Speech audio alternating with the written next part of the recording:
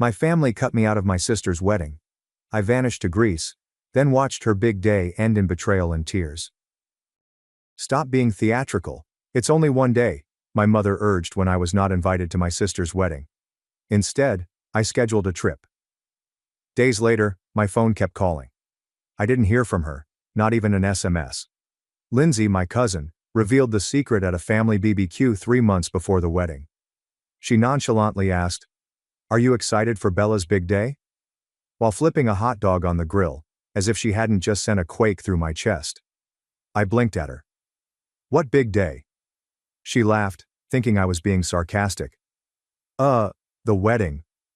I forced a smile and excused myself to go check on the potato salad, which was really code for sitting in my car for 10 minutes and pretending the world hadn't suddenly shifted sideways. My younger sister Bella, the golden child from birth, was getting married, and I hadn't even gotten a save the date. It should not have shocked me.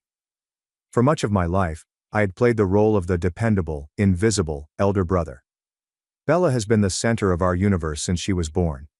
Dance recitals with front row seats, extravagant birthday parties with horses and bouncy castles, and even a semester abroad in Florence, all paid for by the same parents who informed me college wasn't in the budget when I was 17 years old. Meanwhile, aged 18, I worked full-time stocking shelves to help pay our power bill. But this stung more than I imagined. Not being invited to her wedding was not an oversight. It was purposeful, chilly, and humiliating in ways I couldn't quite describe. I kept it together for the remainder of the cookout, making small talk and smiling sweetly. But internally, I felt as if I were standing behind a glass wall, watching a family I hardly knew move on without me. That night, I sat on the edge of my bed and stared at my phone screen for 10 minutes before contacting my mother. She picked up the third ring, voice cheery. "Hey honey." "Hey," I said. "Quick question. Was there a reason I wasn't invited to Bella's wedding?" There was a pause followed by the clink of a spoon against a mug. "Oh, that?" "That?" I repeated. "Well," she said, as if she were talking about the weather. "It's Bella's special day. She wanted something small." "Small?" My voice cracked slightly. "You invited 40 cousins," I counted. Mom sighed. "Look, don't be dramatic. It's just one day." "Only one day." I'm not sure what I expected. Perhaps an apology, or at least some basic empathy. But all I got was the same dismissive tone she'd used hundreds of times before. The one that said, "Stop making this about you." I was 32 years old and felt like a ghost at my own family's table. I thanked her, hung up and stared at my ceiling in the dark for quite some time. But something about me had changed. I was finished. I'm tired of playing a supporting role in my own life. Done being the dependable sibling who showed up, paid his share, and remained silent. If they wanted me gone, I'd show them what it was really like. So I scheduled a trip. First class. Cliffside Villa, Greece. And that was only the beginning. I didn't inform anyone I was leaving, including my co-workers. I requested time off, packed light, and vanished from the group chat like a magician escaping a smoke cloud. 1 week before Bella's wedding, I flew to Athens and then took a connecting puddle jumper to a little island I couldn't pronounce. And let me tell you something. If you've never landed in Greece at golden hour, you're missing out on a religious experience. My mansion clung to the cliffside, as if it had grown from the rock. Whitewashed walls, a blue domed roof, and a plunge pool overlooking the Aegean. I did not even take off my shoes. I just dropped my luggage, took a bottle of water from the fridge, and strolled directly onto the balcony, as if I'd lived there my entire life. And in that moment, I experienced something I hadn't felt in years. Tranquility. Real peace. Not the sort you pretend to have while nodding during family gatherings, not the one that comes with finally paying off your automobile. This was different. It was the kind that engulfed you in salty air and sunlight and said, "You don't owe anyone anything." Right now I don't. I did not post anything for the first 24 hours. I just lapped it in. But on the second day I shared a photo. No caption, no tag. Just me on the deck at sunset, with the water behind me painted in lavender and gold. I held a glass of wine, smiled slightly and clicked share. The reaction was quick. 3 dots from my mother in the family chat, typing, then gone. Bella viewed the story but did not contact me. My cousin Lindsay gave me the fire emoji. My aunt left a comment saying, "Living the dream." I did not respond to any of it. Instead, I scheduled a sunset yak cruise. By the third day I was eating freshly caught bass at a restaurant so delicious that I nearly cried into the tzatziki. I also shared that, just the plate, and the view. Allow them to piece it together. I never mentioned the wedding, her name, or hurled shade. That would have been too easy and clear. No, I wanted them to sense my absence because I didn't say anything. I knew what the wedding weekend looked like back home.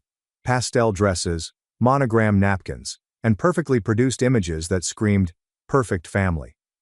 I envisioned them posing, clinking drinks, and pretending everything was just so. In each photo, there would be an empty spot. There was no brother of the bride, no toast from an older sibling, only a quiet void where someone should have been. Me. Let them ponder. Let them whisper. I didn't care anymore. I was finished waiting to be invited. This was my life, and I was going to live it, even if I had to do so alone. 3 days after the wedding, my phone started ringing. It began at 7:12 a.m., Greek time. My phone buzzed on the marble nightstand, jolting me awake with that strange vibration that always means something happened. I squinted at the screen. "Mom, you missed a call." Then another, "Aunt Carol." 2 missed calls, followed by 3, 4, and 5. From Uncle Mark, Bella's friend Rachel, and Dad's new wife Donna, of all people. I sat up straight, executing a slow, tight squeeze on my chest. I hadn't spoken to most of these folks in months, if not years, and now they were calling me like I had won the lottery or been arrested. My thoughts immediately looked for the worst-case scenario. Was anyone hurt? I unlocked my phone. 23 missed calls, 7 voicemails, and 4 text messages containing only versions of, "Call me now." My cousin Lindsay sent the first text that clarified anything. "Holy crap. Do you notice this? It is all over TikTok." I frowned. What was so popular on TikTok? She then gave a link, a 47-second video posted mere hours before. The thumbnail was hazy, but it resembled an event hall, with confetti on the floor and a woman dressed in white. I pressed play. The video began with turmoil, screaming, people rushing for the exits, and a woman in a bridesmaid dress throwing a bouquet. Not ceremonially, but directly in someone's face. The camera then went to the bride, Bella. She was sobbing and screaming something nonsensical at the other woman. One I recognized but couldn't identify. Until someone in the video exclaimed, "That's the maid of honor." I halted. Rewound. I watched it again. Sabrina, Bella's best friend, serves as the maid of honor. The groom then stood between them, hands raised as if attempting to defuse a bomb, while his now wife and another woman verbally shredded each other in front of 150 shocked guests. Despite the poor audio quality, I was able to understand the words. "He said he loved me, Bella. You nasty snake. You were meant to be my friend. And the last blow? We slept together while you planned this wedding." I sat there astonished, phone still in my hand.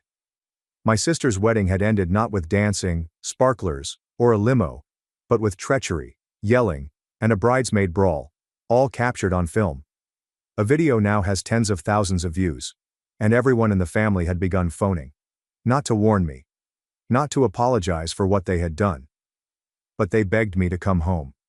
By lunchtime, the calls had gone from frenetic to pathetic.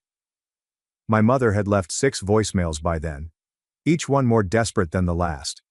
The third option stood out the most. She was crying, or pretending to cry. "Daniel," she sniffed. "Please. Your sister is in a mess. We need you here. The entire family is in pieces.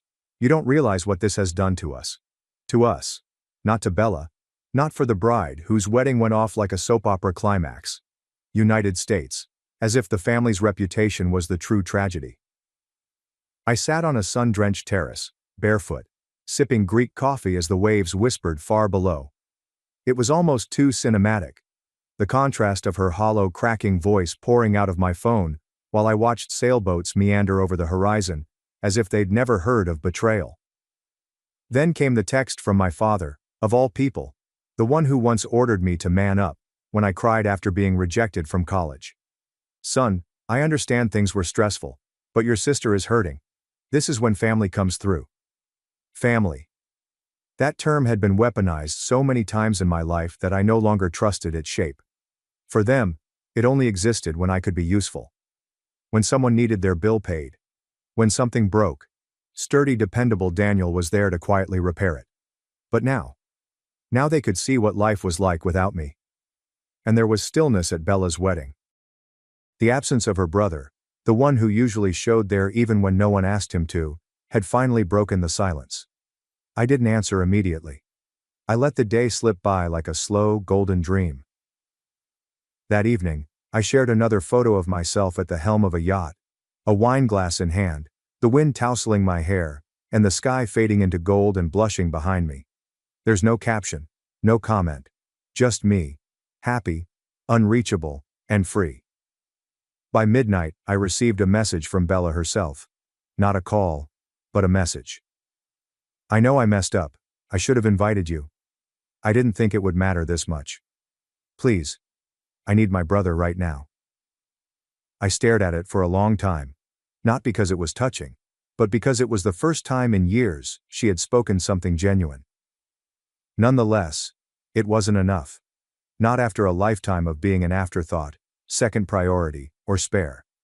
They were all currently learning the same lesson. When you ignore the one who keeps everything together long enough, they ultimately stop. I did not write back. Not for her. Not to any of them. Nonetheless, I read her message again the next morning. And the one after that. She followed up with, "Please just come home. We'll talk. I just need you here." A few years ago I would have undoubtedly booked a trip for that night. Purchased flowers. I stepped inside that house with open arms and a tight smile. The reliable son, solid brother, the person who cleaned up the mess after everyone else left it. But that version of myself, he did not go to Greece. I'd spent years learning how to carry things quietly. Bills, emotions, and apologies that never came.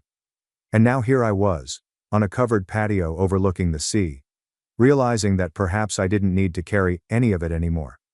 They urged me to return home, not intended for closure, not to reconnect, but I had to play the same character they had created for me the day Bella was born, the brother who claps in the throng, the brother who gives up his savings when tuition arrives, the sibling who is ignored until he is required.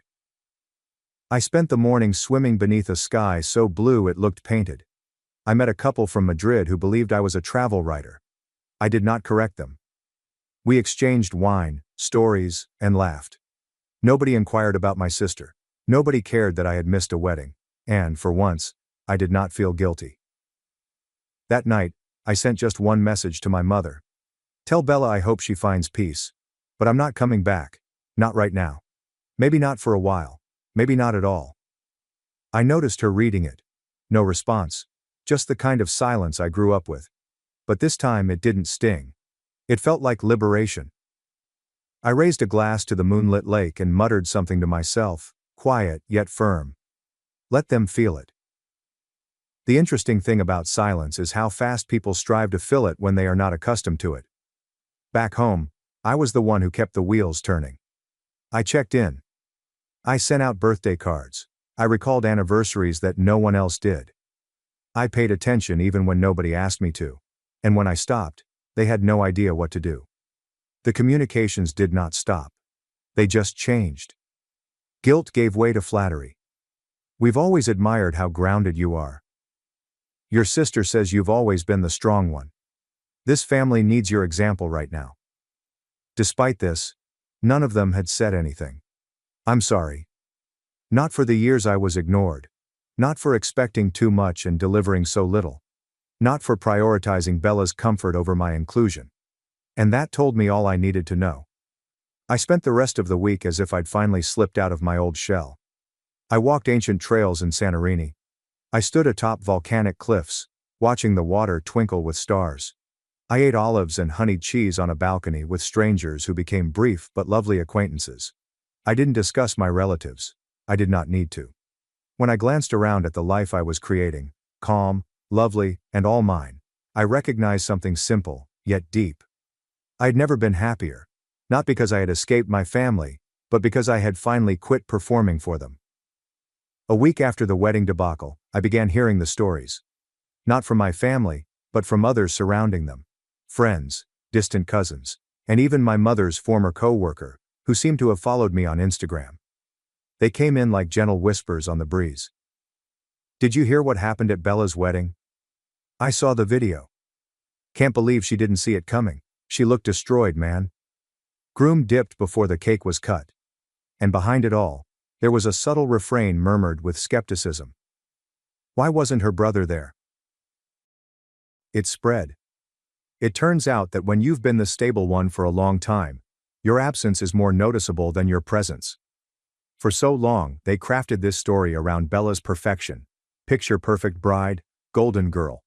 And when it all came crashing down, when the fairy tale shattered on the dance floor in front of everyone she'd ever tried to please, I wasn't there to help her rebuild it.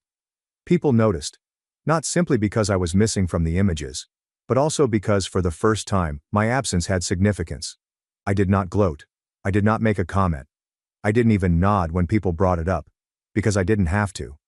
They were doing all of the work for me. The same folks who used to label me too quiet, too serious, and always out doing his own thing, now say, I get why he stayed away. It wasn't vengeance. Not really. It was reality, finally seen. It's weird how visibility functions. For years I remained in the background. The person who took the photograph was never the person in it. The person who stayed late to clean up, while everyone else raved about how great the party was. The sibling whose birthday was mentioned in a group text, if at all. And then, all of a sudden, people couldn't stop talking about me. Not because I said anything, but because I didn't. Back home, the aftermath of the wedding was still unfolding. The video has gone popular in certain parts of the internet. Nothing major, but enough that Bella's social circle felt ashamed for her. People started to unfollow her. Some bridesmaids removed their posts from the reception completely. It wasn't just the drama. It was how everything had been exposed. How the betrayal had played out publicly on her beautiful day. And yet the one person who could have given her some respect, her brother, wasn't present. And while she was attempting to recover what remained of her image, I was eating baklava on a shaded patio, a soft breeze lifting my linen shirt, as if the wind itself was trying to pat me on the back. I didn't post frequently, but when I did, the timing was deliberate. A photo of me sipping wine while the comments on Bella's wedding post grew toxic, and a sunrise trek captioned with a single word: freedom. Not tagged, not directed, but unmistakably felt. My mother's texts moved again, this time from pleading to bargaining. Your sister is struggling. Maybe you could call even for 5 minutes. She keeps asking if you're okay. This family is hurting. Please come home. It was nearly laughable. Where was all of this grace when I was hurting? When was I silently excluded from celebrations? When I watched Bella open costly gifts while I was given a card with no cash and an awkward smile. I did not disregard the texts. I didn't respond to them. Instead, I extended my trip by another week, and then another. I discovered a tiny island that is less well known. I rented a little studio apartment that smelled like salt and fresh paint. I bought groceries in the morning market. I learned how to ask for a coffee without sugar in broken Greek. Every morning the man at the corner bakery began calling me my friend, with a wink. And for the first time in my life, I didn't feel like I was fleeing from anything. I felt as if I had arrived, not just in Greece, but in a version of myself that I had never met. A version that didn't have to be anyone's fixer, favorite, or forgotten second-place winner. Simply a man sitting under a fig tree, finally breathing without apology. It arrived late at night, nearly 2 weeks after the wedding. The screen displayed my mother's name. I let it ring twice just to assure myself that I didn't have to respond. But this time I did. Daniel, she replied, her voice soft. Hi, Mom. Silence extended. I could hear her breathing, like if she were trying to find the correct script. But there was none this time. I had already departed the stage. She's not doing well, she said finally. She doesn't leave the house, barely speaks. I'm sorry to hear that, I responded, and meant it, mostly. I just wish you were here, she said. I peered at the dark window in front of me, the gentle clinking of a breeze-touched bell echoing from a neighbor's balcony. I was there for years, I murmured gently. You just didn't notice me. She did not argue. did not deny it. That silence was the first honest thing she had said in a long time. "Are you coming home?" she inquired. I smiled faintly, gazing out at the serenity of the Aegean. "No," I replied. "I think I'm finally home." The next morning I strolled barefoot down to the beach. No alerts, no missed calls. Just waves brushing the sand, like they had done before I arrived and would continue to do so after I departed. I stood at the edge of the water, letting it wash over my feet, and felt something I hadn't realized I was missing. Lightness. No more proving my worth to those who only saw it after I was gone. No more waiting for apologies that never arrived. I didn't have to burn bridges. I simply needed to quit crossing them. And when the light rose over the sea, warm and steady, I finally realized, sometimes the best form of vengeance is peace. And I was only getting started. Thanks for watching and diving into this wild family drama with me. If you love Reddit family drama, don't forget to subscribe and turn on notifications so you never miss the next one. My mother-in-law pretended to be me at my daughter's school. Then, sobbed in court, when the judge read her manipulative words aloud. My in-laws laughed when I was promoted. They cautioned, "You'll never balance work and marriage together." They appeared unexpectedly months later. They proclaimed, "We're here to save your marriage." However, none anticipated how their assistance plan would turn out. I have been married to my husband, Adam, for 12 years, and I am 38 years old. We reside in a peaceful Columbus, Ohio suburb. At a mid-sized hospital in the downtown area, I work in healthcare administration. Adam teaches history at a secondary school. Ben is 7 years old, and Lily is 10. I was elevated to director of operations around a year ago. It was significant. Longer hours, increased responsibility, and a sizable pay increase. I was ecstatic. Adam seemed encouraging, even proud. However, his parents. Not at all. The day after I was promoted, I received a call from his mother, Lily. She said, "Congratulations," in a bland voice. "But are you sure this is the right move? Your children need their mother." During a family meal, his father George added his voice. "These days maintaining a marriage is difficult enough. I hope you know what you're doing because you're working more." I dismissed it. They've always held the conventional view that women belong at home. However, I had always shared responsibilities with Adam. When I was busy, he was more than capable of taking care of things at home. After 3 months in my new position, things were busy but doable. I arranged schedules with Adam. The children were doing well. We were also doing okay, even with the occasional late night. Then my phone buzzed one Friday night as I was getting ready to leave the office. "We're here," Lily had sent the text. I called her, bewildered. "Here where?" "At your house, dear. We thought we'd surprise you. We're here to help. To save your marriage." I was taken aback. Without telling us, they had left their Lancaster, Pennsylvania, home by car. They had already unpacked their bags and settled into the guest room when I got home. Lily was moving my spice rack around in the kitchen. Adam was being lectured by George in the living room about the value of family meals. Lily stated, "We noticed the strain. Thought we'd step in before things got worse." I expected Adam to be as shocked as I was when I looked at him. He seems resigned though. He confessed, "They called me earlier. I didn't think they'd actually come." Our house became a battlefield over the course of the following few days. Lily seized control of the kitchen and criticized my food selections. George insisted on presiding over family gatherings every night to talk about problems he saw in our union. They questioned our schedules, parenting, and even the TV programming we watched. Lily advised me to cut back on my hours, or look for a less taxing position. The words, "Your children need you," she said again. I made an effort to be composed, but the intrusion was too much. Adam made a feeble attempt at mediating the situation. I approached them after a particularly difficult supper one evening. I started by saying, "I appreciate your concern. However, this is our family's home. Your unexpected presence and persistent meddling aren't helping." Lily appeared distressed. "We're just trying to help. By undermining our decisions, by imposing your beliefs on us?" George got to his feet. "Maybe we should leave." "Maybe you should have called first," I said. There was a tense silence as they departed the following morning. That night, Adam and I talked for a while. I should have set boundaries, he said later. I thought they'd come, offer some advice, and leave. I didn't expect this. We need to be a united front, I stated. Our marriage, our family, should be our decisions.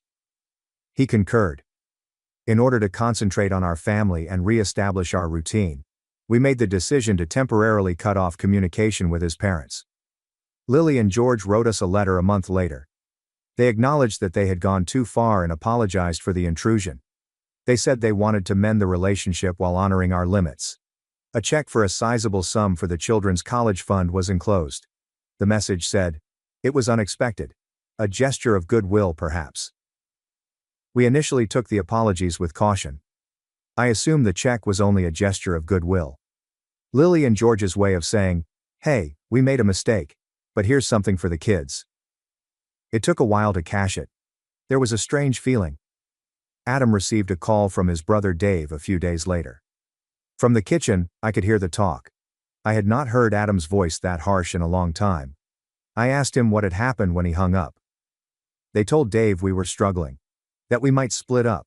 That they came to rescue us, he said, his expression tense. Wait, I said. They said we're taking money from them now? Like we needed them to bail us out. So that check? It wasn't a gift. It was ammunition. They informed the entire family that we were experiencing a catastrophe. That my work had damaged everything. That Adam was making every effort to remain composed.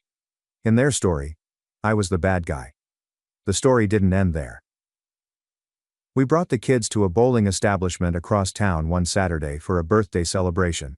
Lily and George were standing in the parking lot as we made our way back to the car. They made no effort to conceal it. Lily answered with a phony smile. "Oh. We were just in the area," she said. "Wanted to check in." Check in? In 2 weeks this occurred 3 more times. Outside my hospital, at Ben's soccer game, and at the grocery store. Constantly, just in the area. I was scorching. They pretended to be surprised when Adam finally told them to cease turning up. The words, "We're family," Lily said. "We should be allowed to see the kids." The school meeting followed. In an email, Lily's teacher inquired as to whether we had asked for a modification to her after-school program. We hadn't. Lily had called the school posing as me, it turned out. In order to accommodate Lily's chosen schedule, she attempted to change her pickup time. Because, as she stated, working mothers can't always remember everything. I went totally crazy. That evening, I gave Lily a call. "You impersonated me at my child's school," she snarled. "Well, someone had to step in. It's not like you're always there." I was unable to talk at all. I handed the phone to Adam. Told them that we would be removing all communication. That they had gone too far. I knew they weren't finished though. Not quite yet. HR took me from my job 2 weeks later. "There's been an anonymous tip about your performance," they replied. "Concerns about you bringing personal issues into the office." My blood froze. It was ambiguous, just enough to cause confusion. HR indicated they needed to investigate, but nothing specific. I was aware. I was certain it was them. During their visit, Lily had said in passing that my long hours must be impairing my capacity to think clearly. She persisted, even though I never really offered her any information about her job. This was not something I was going to overlook. I began recording everything. Each and every call. Every coincidence. Every rumor that goes unspoken. Adam was just barely able to hold it together. Then the last straw appeared. He discovered that they had been secretly speaking with Lily. Telling her things such as, "Despite Daddy's best efforts, Mommy works too much." Also, when people get overly busy, marriages can fail. She was being poisoned by them. Our 10-year-old. Adam snapped. He called them and yelled at his parents for the first time in his life. Notified them that they were no longer accepted. Warned them that he would file a lawsuit if they attempted to get in touch with our kids ever again. Lily sobbed. George referred to him as unappreciative. Adam didn't care though. He blocked their phone numbers. Keep them out. We received a letter in the mail 3 days later. Legal envelope with certification. We were being sued. Thank God. Not for custody. However, Ohio state law grants grandparents the right to visit, It was unbelievable to me. We were unaware that they were even thinking about this. However, under Ohio law, grandparents may ask for court-ordered visitation in specific circumstances. They also had a case because they said their grandchildren were suffering because we had unfairly cut them off. It was authentic. It was taking place. We were being hauled to court by my in-laws. Worst of all, it might actually work. Rachel, a lawyer, met with us. A scathing, straightforward person who had experience managing family conflicts of this nature. She didn't sugarcoat our story after listening to it. She re-atomed. They've built a paper trail. The gift check, the school call, showing up in public. These weren't accidents. They were building a case. I felt sick to my stomach, she went on, glancing at me. They're trying to paint you as overworked and absent, and Adam as overwhelmed and unstable. Adam re-atomed. Which is ridiculous. We've never even had a fight in front of the kids. Rachel gave a nod.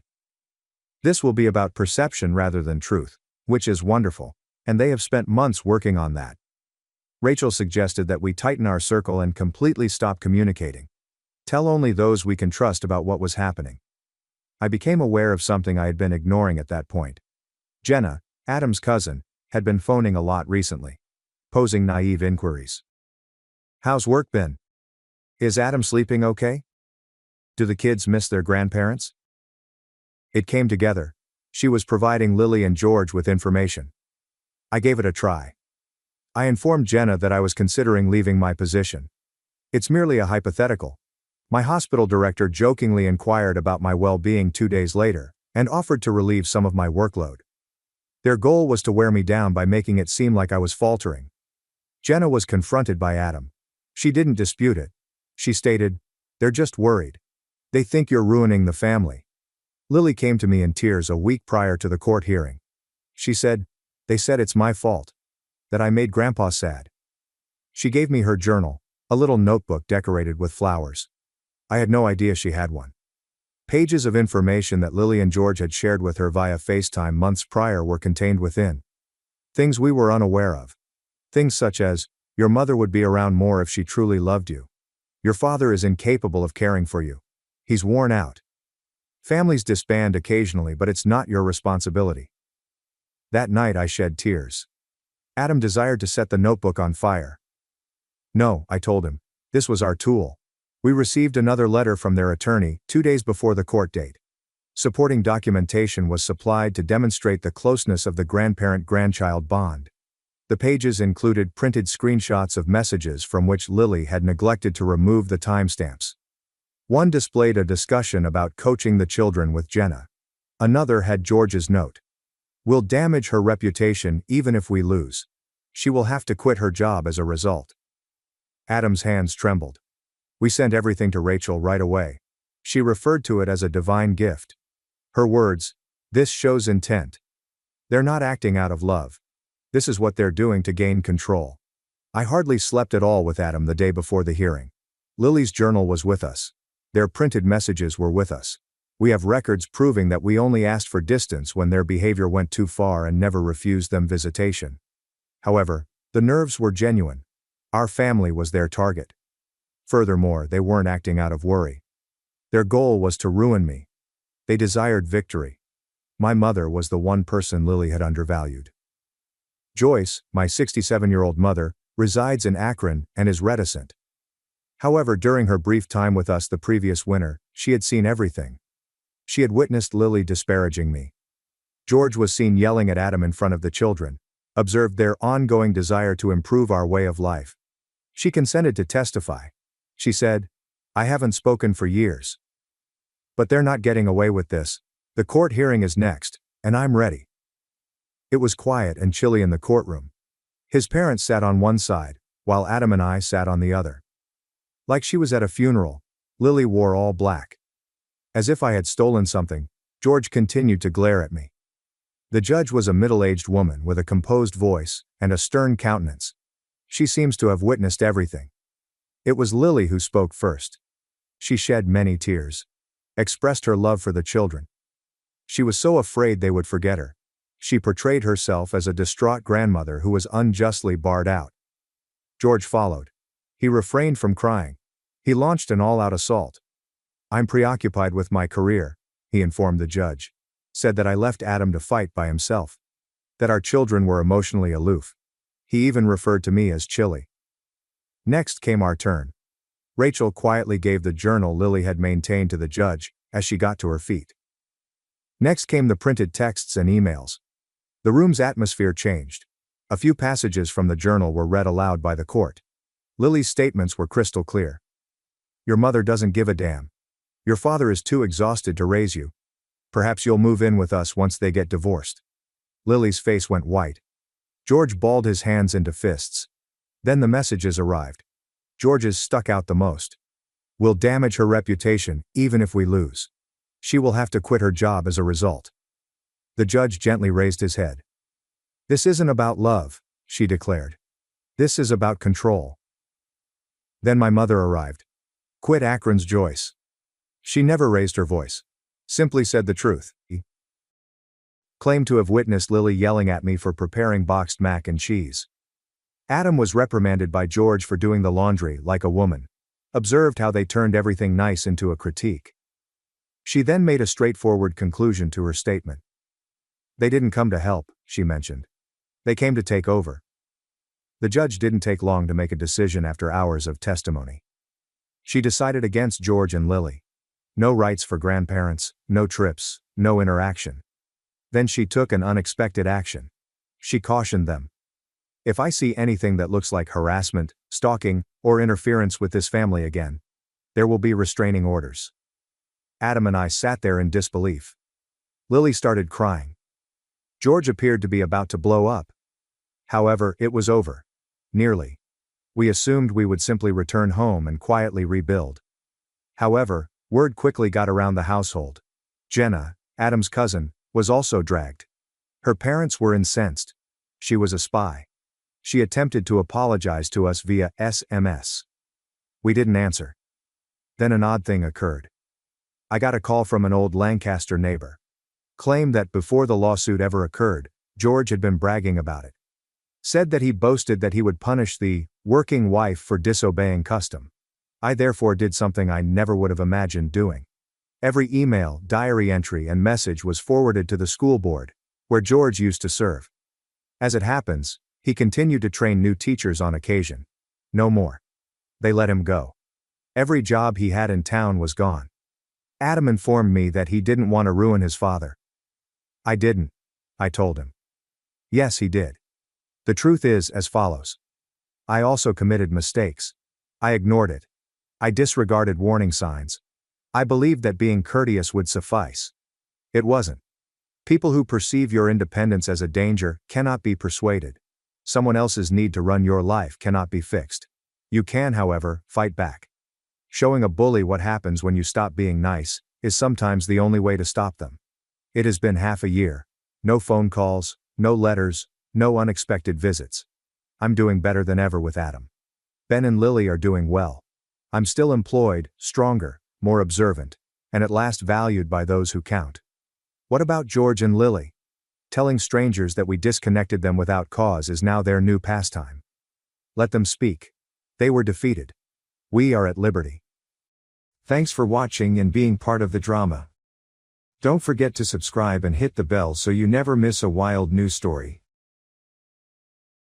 Am I the asshole for moving out of our apartment knowing my fiancé and his mom can't afford it without me? Me, F29, and my ex, fiancé, M27, have been living together for about 1.5 years.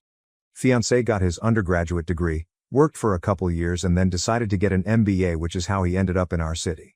We moved in together after he finished his MBA program. Fiancé is from the Midwest and his mom has always wanted him to move back. When he told her he was staying here, she was heartbroken. I went to college and got my degree in a STEM field. After I graduated, I got a job with my current company and moved to the city where we currently live. It's a big international company with multiple locations in the US and internationally. I love my job, I like the company I work for, and the pay is pretty good. All in all, a pretty good deal. During COVID my office shut down and we all went WFH. After COVID they decided not to reopen this office, so I've been 100% WFH since early 2020. I currently make considerably more than him, mainly because I've been working for 7 years and I'm in tech. I had been living by myself in a one-bedroom apartment and just had my office set up in the living room since it was just me. When we moved in together, we decided to get a 2-bedroom apartment so I could use the extra room as an office. Because of this I was paying 2/3 of the rent and he paid 1/3. We split everything else 50-50. So the problem started this past May. Fiancé's mom told him she wanted to move to our city to be closer to him. She asked if she could stay with us while she looked for a job and got settled. She's a teacher, so figured she'd be able to get a teaching job pretty quickly. Because of that I didn't really mind her staying with us, as I figured it would just be for a couple months over the summer. Since I thought it would only be for a couple months, I moved my office into a corner of our bedroom and my fiancé bought a bed to put in the second bedroom. The problem is she never applied for any teaching positions and has been living with us for 6 months now. She and I have really been struggling with each other since she moved in. I can't make her understand that I work full-time. She constantly interrupts while I'm working, which is bad enough, but she even interrupts when I'm on team calls. She always asks me to take her places because she doesn't like to drive in our city. She has pretty outdated views of gender roles and is constantly giving me a hard time for not doing more around the house and making fiancé help with chores, do his own laundry, etc. The constant criticism and insults are just really wearing me down. And I hate having my office shoved in a corner of the bedroom. Back in September I told my fiancé that since it looks like his mom is going to stay a while we should split the rent 3 ways. He told me she can't afford that since she has to conserve money until she gets a job. I told him I wasn't happy paying extra for a bedroom I can't use, so finally he said we could do a 50-50 split. I could afford to pay the extra, but I hate the idea of funding her lifestyle. Every time I complain about her or the situation he says he agrees but doesn't know what to do because he can't kick out his mom. And he won't talk to her about the way she treats me or how she behaves. When I ask what the long-term plan is, he just says he doesn't know. I've thought about giving him an ultimatum to tell her she has to leave, but I think he'd just end up resenting me for essentially putting him mom on the street. So one of my girlfriends is losing her roommate at the end of February. Our lease renews June 1st. I'm very strongly considering moving out of our current apartment and moving in with her. I can afford to pay part of the rent on our current apartment and also half the rent at my friend's apartment. It's not ideal, but I'm not a big spender, so it's doable. The issue is, if he and his mom aren't able to pay for 1/3 the rent each, there's no way they could cover the whole thing on their own. But I can't live like this anymore, so I'm pretty sure this is what I'll do, but I wanted to see if people thought I'd be the AH for leaving them like this. Comments. Comment 1. His mom is the biggest A because she specifically planned this. It isn't that she's had bad luck, she didn't even apply. Add in that she didn't respect your workplace and insults you. She's basically trying to be the matriarch of the house, while being a complete mooch. The biggest problem is your fiancé thought. This is just a glimpse of your future with a mama's boy. He's made it clear that he's okay with her walking all over you, and she's not leaving. You're going to end up as a third wheel in your own marriage. Comment 2, je suis d'accord. His mom is taking advantage, and your fiancé isn't setting boundaries. It's a big concern for the future, you deserve better. NTA. Comment 3, exactly this. OP, you're not leaving them, you're escaping a situation that was never fair to you in the first place. His mom didn't just end up staying, she chose not to apply for jobs, and your fiancé chose to let her. Meanwhile, you've been paying the majority of the rent, lost your office, and now you're stuck in your own home with someone who disrespects you daily. If he wanted to build a life with you, he would have had a plan for this months ago. Instead, you're the only one being asked to sacrifice. Time to choose yourself because they already have. Comment 4. And be prepared for them to be upset because they are losing their money bags. They were using you and had absolutely no respect for you. Neither one of them. If you don't leave, you will be the AH. Comment 5. I'm a teacher. An old, retired teacher.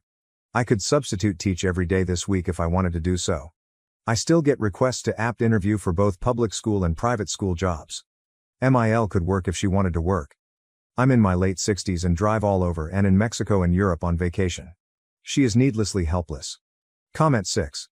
Good news, you discovered your fiancé is a mama's boy before you got legally entangled. The price is 3 months of paying double rent. Sucks, but much cheaper than a divorce, alimony, child support and years of therapy because of dealing with that kind of MIL. Mommy wanted to prove her darling boy would pick her and take care of her. So she moved in and proved it, he won't stand up to her. Sadly, unless he gets some serious therapy and figures out how to unmesh, he's never going to. So tell him flat out, Mommy wins. She gets her whittle boy back, you will find a grown man. You'll pay your portion of the rent for the next few months, But you're letting the landlord know you will not be renewing and do not use your income for renewal for him and mommy. I'm sorry you have to deal with this. You did what you could, but unless he wants to grow up, you're going to spend decades hearing how you don't cook right, clean right, raise your kids, spend money, vacation wrong, and have bad values. She, of course, knows better. Don't do that to yourself. And maybe, just maybe, this will make him realize he's got to get off mommy's titty if he ever wants a life of his own. Update, 5 days later. I posted here last week about the situation I'm in living with my soon-to-be ex-fiancé and his mom. I started off trying to reply to everyone's comments and keep up, but honestly I just got completely overwhelmed with all the comments.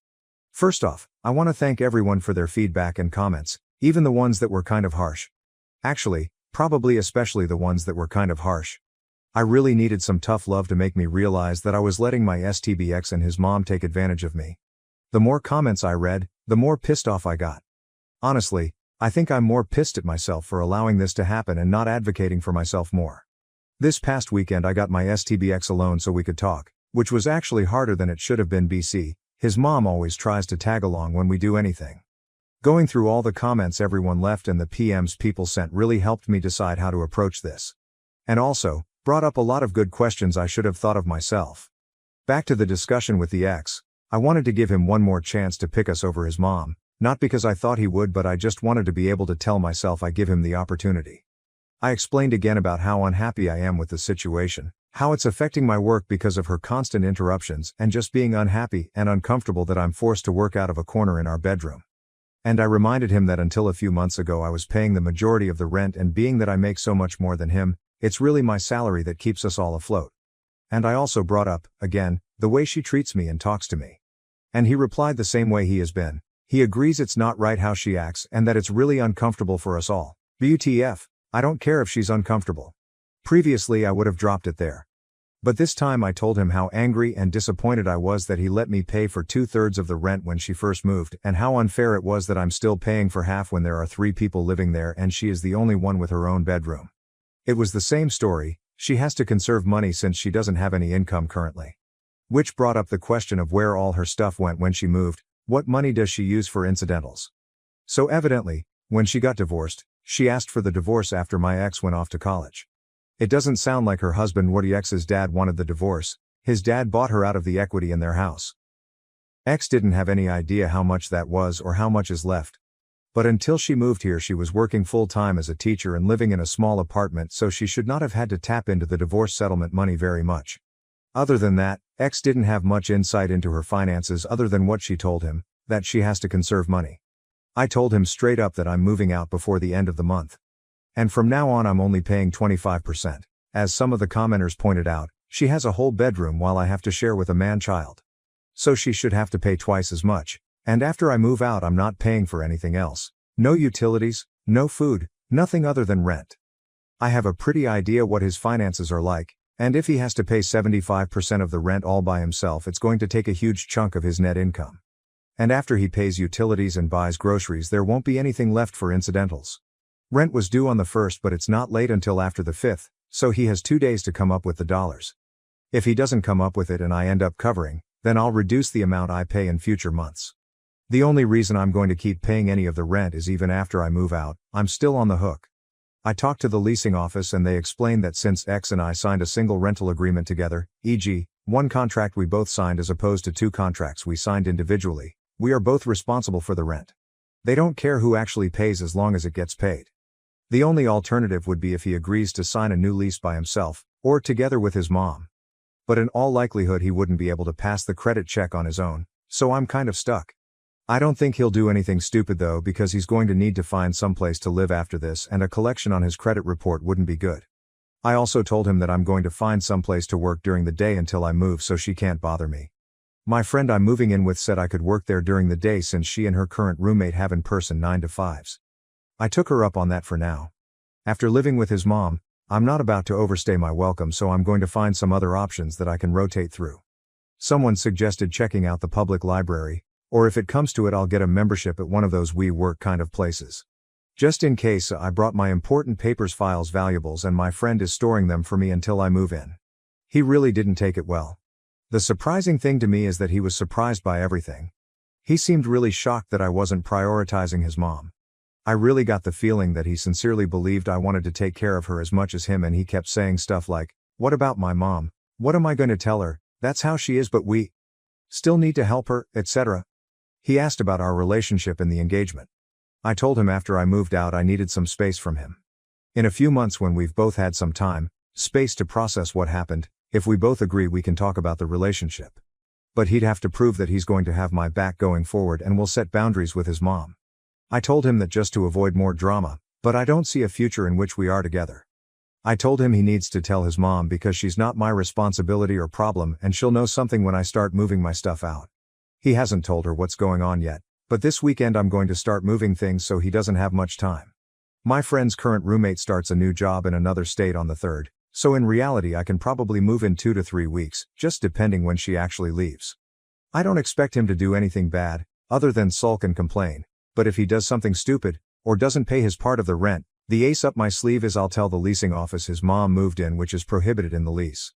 Honestly, getting evicted would solve a lot of my problems right now, so it's a pretty valid threat, I think. Now that I've mentally and emotionally separated myself from him and his mom, I'm looking forward to her reaction when he tells her what's going on. If it gets too ugly, I'll find a cheap Airbnb or hotel or something. I've had some friends, including the one I'm moving in with, offer to let me couch surf for a few weeks, but I just can't do that to someone else. So, that's it. I'm leaving and I really don't care how that affects them. Comments. Comment 1. You're at the end of a long and painful process, but I'm sure that you will be better for it. Good luck. Comment 2. Dude should really just marry his mom. Comment 3. Notify your landlord in writing that you are moving out and to take you off the lease after June 1st. You wouldn't want to do nothing and accidentally trigger an automatic renewal. Oop, already did that. I did it before I went to talk to the front office and confirmed that they received it while I was down there. New update, 8 days later. Hey everyone, I've been getting a lot of requests for updates, so I wanted to let everyone know how it went when my ex's mom found out about me not covering all the rent and moving out.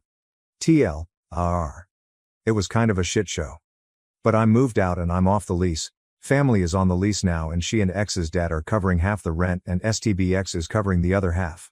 Last week I started working out of my friend's apartment, the one I'm moving in with, so I didn't see my ex's mom on Monday. Tuesday around lunch she sent me a text asking where I was. I told her I was working and I'd be home late tonight. She replied that the ex told her I wasn't going to be contributing as much, so she had to loan him money for rent. That wasn't a surprise to me, so I just replied with a thumbs up emoji. I had plans with my friend and her roommate, who I'm also friends with, to go out for dinner and then get some drinks. So by the time I got home it was after midnight and my ex's mom was already asleep. The fun started Wednesday morning.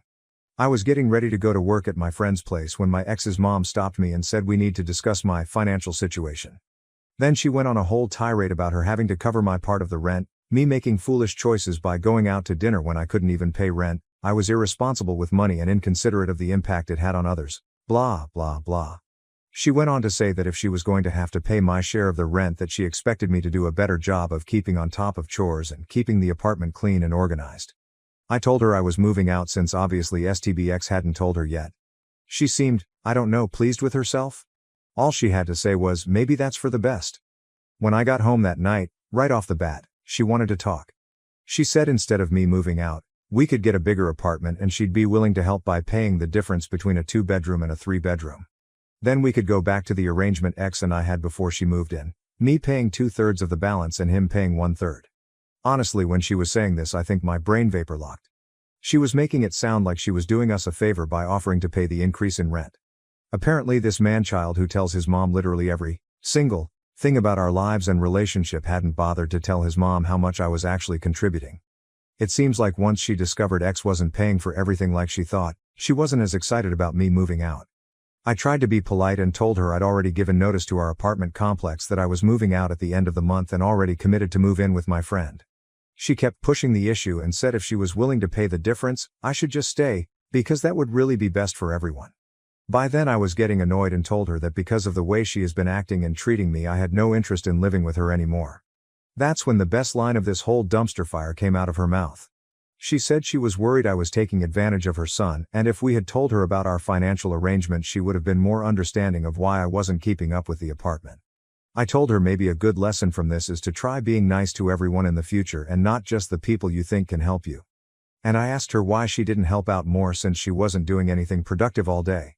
She did not like either of those comments, and it got pretty hostile with both of us yelling at each other. And to be fair, we both said some pretty awful things to one another. Finally, I told her I was going to inform the rental office that she had been living there contrary to the lease agreement because getting evicted would be worth it to see her living on the street. I grabbed my laptop and went to my friend's. I didn't even bother packing an overnight bag. Next afternoon, Thursday, my ex texted me and said he had added his mom to the lease effective the first of the month and that she and his dad, I have no idea how that poor man got roped into this, would pay half the rent and ex would pay the other half. I confirmed with the property manager that I was off the lease and didn't have any further obligation. I got it in email, so I have a record. I put disconnect orders in for the utilities under my name and told him to call and set up accounts under his name. I'm going to lose the damage deposit. It goes to whoever is living there when lease ends, but it's a small price to pay to be free. On the way home I stopped and got a bunch of boxes to pack my stuff up. She was pretty hostile when I got home, and when she saw how much I was taking she got worse. I ended up taking Friday off to finish packing, and on Saturday got some friends to help move stuff to my new place. I'm going to pay my friends some rent for the next 2 weeks until they move out. They didn't want me to, but I'm not going to stay in someone's home and not contribute. If nothing else, living with my ex and his mom taught me that. Last night my ex and I got together and talked for the first time since Saturday. He said his mom is staying until June when the lease is up, then she's moving back to their hometown. According to him, she just really didn't like living here and that's why she didn't try to find a job. Then he asked how long a break I thought we should take. A few commenters gave me a hard time for stringing him along, so I was brutally honest and told him I could not be with someone that allowed others to treat me the way he allowed his mom to treat me, and that I hoped he learned to stand on his own and establish some boundaries. He looked like he was going to cry and just got up and left. As far as I'm concerned, this whole thing is over and done. I'm going to call it a learning experience and be glad I found out how awful my ex's mom was before we got married. The thing that amazes me is the amount of damage this woman leaves in her wake and how utterly oblivious she is. She destroyed our engagement and relationship, is leaving ex in a much worse financial situation, pushed back her ex-husband's retirement by I don't know how many years, since now he likely has to pay off the mortgage, or second mortgage, he had to get to pay her half of the equity. And she made my life hell for 6+ months, and she's walking away completely unscathed. According to my ex, she's going back to her hometown and picking up her old teaching job. I'm thinking about going to visit my parents next week and working from their house. I want to tell them how boring and undramatic they are and how I'm so grateful for that and love them for it. LOL. Comments. Comment 1. Always cut toxic people out of your life. Nuclear missile dodged. Good on you. I hope the old bat thinks of you every day she gets dressed for work. Comment 2. Wee. Glad you got out. He needed to hear the harsh truth of not coming back to him. He did this to himself when he didn't back you up. Who wants to be with a spineless jellyfish? Oop. Honestly, I was intentionally kind of a bitch. He's complicit in torching our relationship, but I did love him. I was worried if I wasn't blunt with him he'd try to talk me into trying again, and I wanted to close that door for good. A new neighbor began watching me, carrying a rifle, and leaving dead fish in my mailbox. Despite reporting him, the harassment escalated. Original post February 4, 2019. A few weeks ago, a new neighbor moved in across the street. To my knowledge, it's one guy who is about 40 to 50 years old. For the past few weeks since he moved in, he has been taking walks around the neighborhood, and every once in a while when he passes my house, my living room has a window that can see into the front yard, he stands and watches me. When I go outside to investigate, he just says something to the tune of admiring my shingle work, or stargazing. He has used these excuses before. He never comes directly onto my property when he does this. A few days ago I came home, and when I went to pull the trash cans back from the street, my neighbor was sitting on his front porch with a rifle in his lap in plain view. I ask him if there is anything wrong and he just nods at me. I went back into my house and called the police. Now the spot I called the police from was in my kitchen. The only way to look into my kitchen from a window is if you walked up to my living room window and peered to the left. After hanging up the phone, I turned towards the living room and saw my neighbor about 2 feet away from my window, peering in with a rifle. I run into my room and locked the door. After the police arrived, I told them what happened, and they told me that since he wasn't pointing a gun at me, that it wasn't a threat. The most they can do is trespass him, but by the time they arrived, he left his house. Yesterday I came home at around 10 p.m. and found a dead fish in my mailbox. Without any evidence, how can I stop my neighbor from harassing me? Can I get a restraining order against him? Relevant comments. Comment 1. Make a police report about the dead fish. Make the police take the report. Even if you don't actually know for sure who put it there, you have your suspicions. Tell them. If they refuse to take a report, calmly escalate the matter to an officer with a higher standing and don't leave until a report is taken. Keep all of the police reports you make. And, as everyone else has suggested, definitely get a good home security system, preferably with several cameras. Comment 2. I don't know shit about the law, but I'd say you should get a camera installed and probably keen any evidence of things put through your door. Then speak to the police lawyer to see what your options are. Up to a deleted comment, I'm fully prepared for any future aggression, but I am looking for a non-violent route first. I don't think I had cause in any of my previous encounters to use force. Since then I got cameras with night vision, motion detection alerts, window tint for my living room and big thick curtains. I also got a few of those stickers for the area of my house that says insured by Glock, to deter any intruders. Now the first night I got my cameras, I checked them the morning after to see how they worked. I made sure that there are no blind spots and all of them are fixed with no movement at all. When I checked the cameras the morning before, someone walked up to them wearing all black including a mask and pointed them down. When I left for work that morning, someone spray painted a knife on my mailbox. I filed a report with the postal inspector and called the police. The police said without any video evidence, there wasn't much I could do. That night, I woke up to a loud noise hitting my house every so often. I checked the cameras and couldn't see anything, so I went out and investigated and noticed small holes in my house. Looking around the ground, I see discharge rounds. I called the police again and confirmed that it was 22 shots from far away. I have a concrete home, so that would explain the lack of penetration. The police offer to have a car patrol the neighborhood and sit outside for 3 days and nothing happens.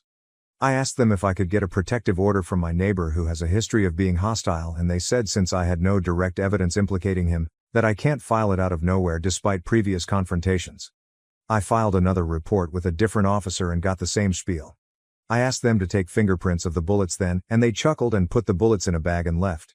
3 days ago, I heard shots again and checked the cameras and noticed they were facing my neighbor's house just where I put them, and I saw a silhouette shooting from the middle of my street before stopping and running to the back of my neighbor's house.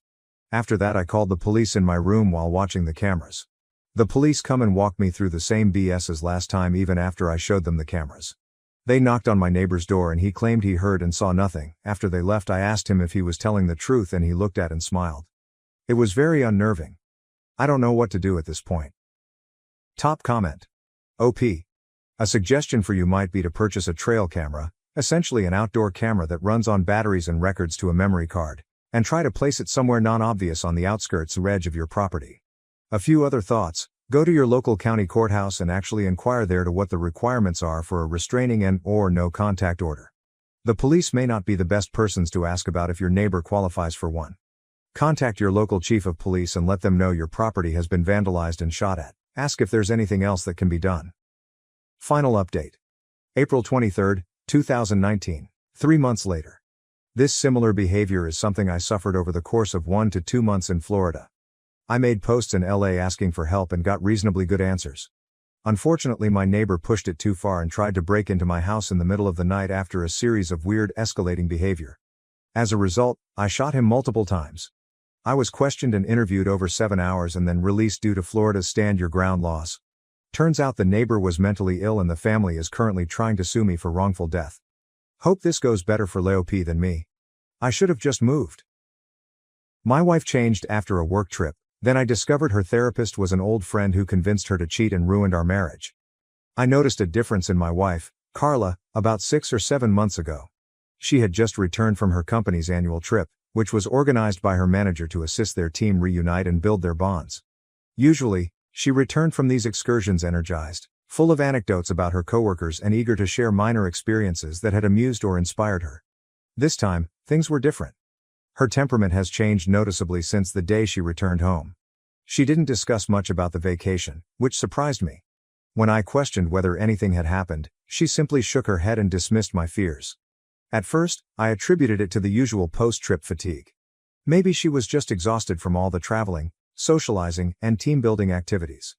But even after a few days, her behavior remained the same. In fact, things worsened.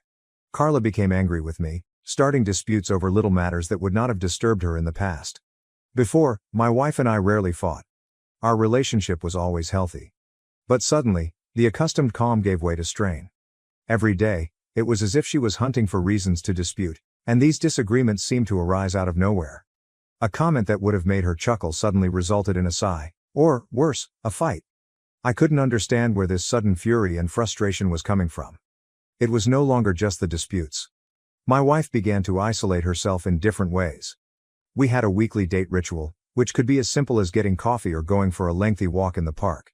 These outings were meaningful to us because they provided us with a chance to reconnect, unwind, and focus on one another away from the distractions of work and daily life. But Carla began canceling our dates with increasingly dubious explanations. She would complain about being too tired or having too much work to catch up on, even on weekends. My concern grew as the cancellations increased. I missed spending time with my wife, our connection, and our laughter. Her mood swings become increasingly pronounced. She appeared fine one minute and then became moody and withdrawn, retreating within herself. Of course, my mind wandered. I began to worry that she was losing interest in me, or, worse, that she had fallen in love with someone else. I didn't want to think about it, but her behavior seemed so strange and out of character that I began to contemplate options I hadn't considered before. When I eventually approached Carla with my fears, she was emphatic, insisting that there was no one else but me. She even gaslighted me, claiming that I was overthinking things and that she simply needed time to straighten things out in her life. So I attempted to give Carla some space, believing that whatever she was going through would resolve itself with time. I figured if I didn't press her and just gave her space to breathe, she'd eventually come around and things would return to normal. But, sadly, it did not occur. In fact, the more room I gave her, the farther away she appeared to float. She started working longer hours and came home late, sometimes after I had gone to bed. In general, she would tell me stories about her day, hilarious anecdotes about her coworkers, or complain about the current office drama. Now there was only silence.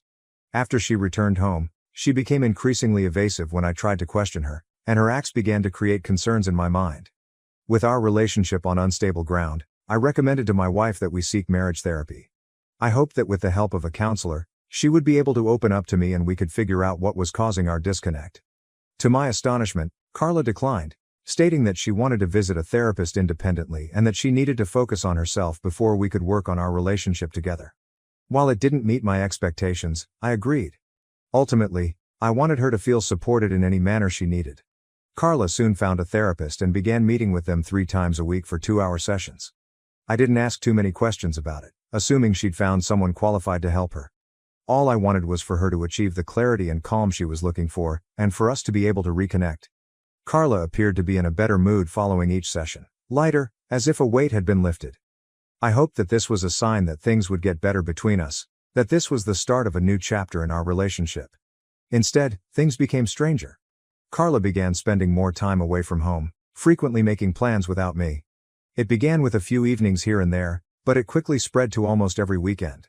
She'd go without much of an explanation and not return until late at night. I don't mind if she goes out with her buddies. In fact, I've always pushed her to pursue a life outside of our marriage. But I expected her to give me a heads up. Her frequent and sudden absences, along with her failure to keep me informed, made me feel neglected in my own marriage. Meanwhile, Carla appeared unconcerned about the fact that I missed spending time with her, no clue of how much I craved our former intimacy. What troubled me even more was when I realized, almost unintentionally, that my wife wasn't only spending time with friends on her little adventures. Apparently, she was also hanging out with random strangers she met at bars. This was something she had never told me. I only discovered out after several of my friends expressed worry. They had seen her at bars, dancing with strange men, apparently intoxicated and acting in ways that were entirely out of character. They'd recognized her as my wife. It was humiliating to learn of my wife's behavior secondhand, knowing that others were watching her behaviors while I remained in the dark. I was absolutely confused, dealing with the embarrassment and uncertainty that her behavior had caused. When I finally built up the courage to bring it up, hoping for an open discussion about what was going on, she rejected my concerns. She waved them off, explaining that she was just having fun and that dancing and talking to strangers did not imply that she was doing anything inappropriate with them.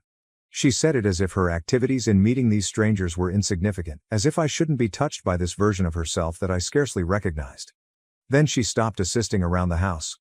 Since we both started working, we've always divided household tasks evenly. I've always cooked and packed our lunches every day. Carla handled the dishes, loading and unloading the dishwasher, and was in charge of the washing, while I did all of the folding and grass mowing. This system of shared responsibility has always been effective for us. But Carla abruptly ceased holding up her half of the bargain. She began to moan about how she felt oppressed by having to perform housekeeping, claiming that none of her friends appeared to have to work both at their jobs and from home. We had always had a mutual understanding, an equal give and take that allowed us both to concentrate on our careers while keeping our home in order. Her sudden irritability seemed utterly out of character. When she voiced these objections, I attempted to comprehend her point of view, but I couldn't ignore the facts. I pointed out that if she was referring to her neighborhood acquaintances, most of them were stay-at-home spouses who spent their entire day running their homes. I said that if she was feeling burdened by both work and housework, we should consider her leaving her job to run the household full-time, and I would gladly take on the position of sole earner. However, if she did not want to leave her job, she needed to understand that we both had to share home responsibilities. After all, I had never complained about the housework I did, so why was she bringing it up? Carla insisted that she no longer wanted to do housekeeping, claiming that her obligations at work were already too taxing, and she didn't want to come home and work on top of that. She told me I needed to step up and take care of things around the house, at least until she felt more prepared. Since then, I've been performing all of the household responsibilities by myself, with no assistance. I take care of the cooking, cleaning, and laundry to ensure that everything works properly.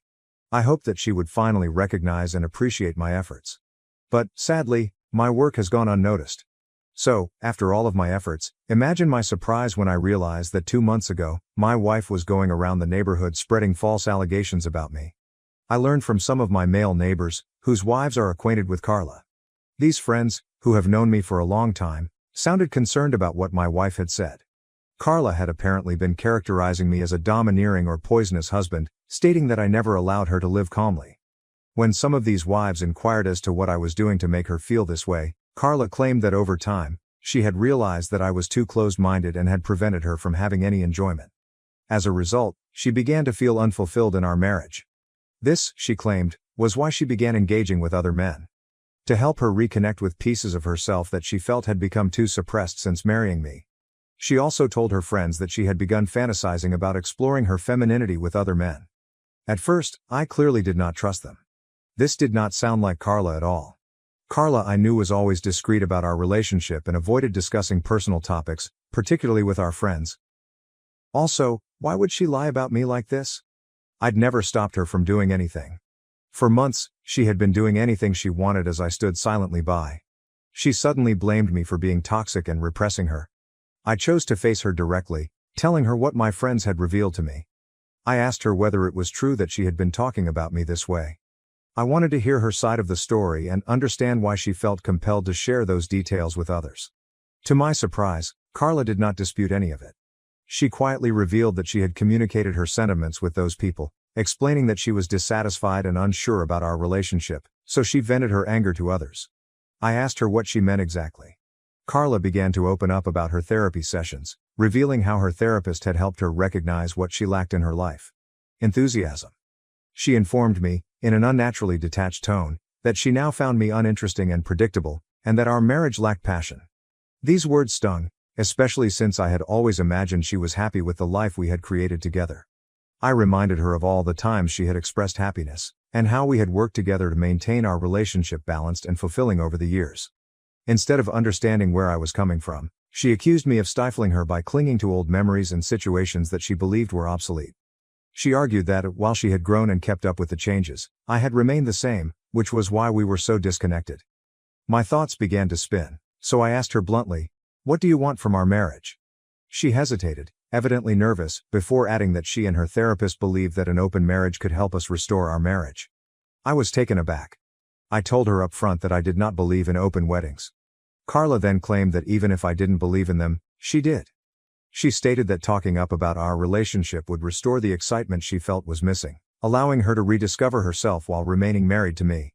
She also emphasized that, in an open marriage, if I wasn't comfortable sleeping with strangers, that was fine, but she wanted the opportunity to do so without guilt. Her suggestion sent me reeling. I could scarcely understand what she was saying. I never expected that our marriage would reach a stage where she would seek satisfaction elsewhere. How could meeting new people while still married improve our relationship? How could her therapist propose something like this? I assumed my wife was seeing a therapist to improve herself, but in actuality, this so-called therapist was merely encouraging her to explore these crazy beliefs. I informed Carla that if she wanted a divorce, she didn't have to lie about being excited or needing anything new in her life. I argued that if she was so dissatisfied with me, she should just be honest instead of making up excuses to justify an open marriage. I told her that it was better for us to part ways than to stay married while meeting up with strangers. This was not how I imagined a marriage to be, and I couldn't stand by it. But, to my astonishment, Carla fought back, insisting she enjoyed being married to me. She highlighted how much she respected me as a dependable and trustworthy partner, and how I offered a stable basis that she valued. Yet, in the same breath, she said the spark between us had vanished. She insisted that we stay married and simply have fun with other people. She suggested that this new venture could help us and keep our marriage interesting. I informed my wife that I needed time to think about it because this was not a decision I could take lightly. But as I spent the following few days pondering on our relationship, I realized that an open marriage was not for me. And more crucially, neither was the person Carla had become. She had changed so much over time that I could no longer recognize her or feel close to her. She dressed differently. Her outfits had suddenly become more exposing and provocative. She was always hooked to her phone and engaged in chats with others. It was as if she had adopted a whole different lifestyle, one that no longer allowed for the principles we formerly shared. She seldom spoke to me anymore and had completely disregarded her job in maintaining our home. She treated me as a roommate at best, not a partner. I slowly realized that I did not want this version of my wife. I didn't want a companion who needed to see other people to feel satisfied. I had spent months trying to be patient, supportive, and give her the space she required, but the Carla I had fallen in love with had vanished, replaced by someone who appeared to consider our relationship as a convenience rather than a commitment. And it stung. But I understood it might be time to let go of our marriage. I had done everything I could, but it was clearly insufficient. After 2 weeks of careful consideration, I got down with Carla and informed her that I wanted a divorce. I explained all of the reasons I had given above and persuaded her not to challenge my decision. Carla, on the other hand, became enraged almost immediately. She accused me of being overly sensitive and felt that requesting a divorce was an unreasonable response. She couldn't understand why I wouldn't just give in and embrace the new lifestyle she was offering. I remained calm, emphasizing that this was not what I wanted and that she couldn't compel me to accept it. Each point I made seemed to make her angrier. Carla suddenly turned on me, accusing me of refusing to work on our marriage, alleging that I was the root of the problem. I wasn't surprised by her decision. She had always enjoyed gaslighting me and blaming me for everything without taking any responsibility herself. I tried to reason with her, but she refused to give in. Realizing we were going nowhere, I asked her to go. Since this was my house, I felt right in telling her to gather her belongings and go now that we were finished. Carla raged at me, saying I had no right to ask her to leave, and even threatened to ruin my life if I followed through with the divorce. Her wrath simply confirmed my choice, so I held firm, quietly advising her not to escalate the issue any further. In the end, she had no choice but to comply, but only after throwing a tantrum. She threw stuff around the home and even scratched my car in a fit of wrath before departing. Fortunately, I documented everything, photographic evidence of the damage and recordings of her outbursts, knowing that I would probably need it later on. This was simply a sad, terrible end to what had once been a really important relationship. Carla has been texting me insults about my manhood and spreading tales around town, accusing me of unfairly kicking her out and calling me a coward for failing to fight for our marriage. Update 1. Thank you everyone for your warm words. I'm not a fool. I now recognize that my wife may have had an affair, or several affairs, outside of our marriage. This is probably why she had the nerve to propose an open marriage to me. Clearly, she only wanted the benefits of being married to someone as established as me while putting no effort into our relationship. Why did this happen? I have no idea.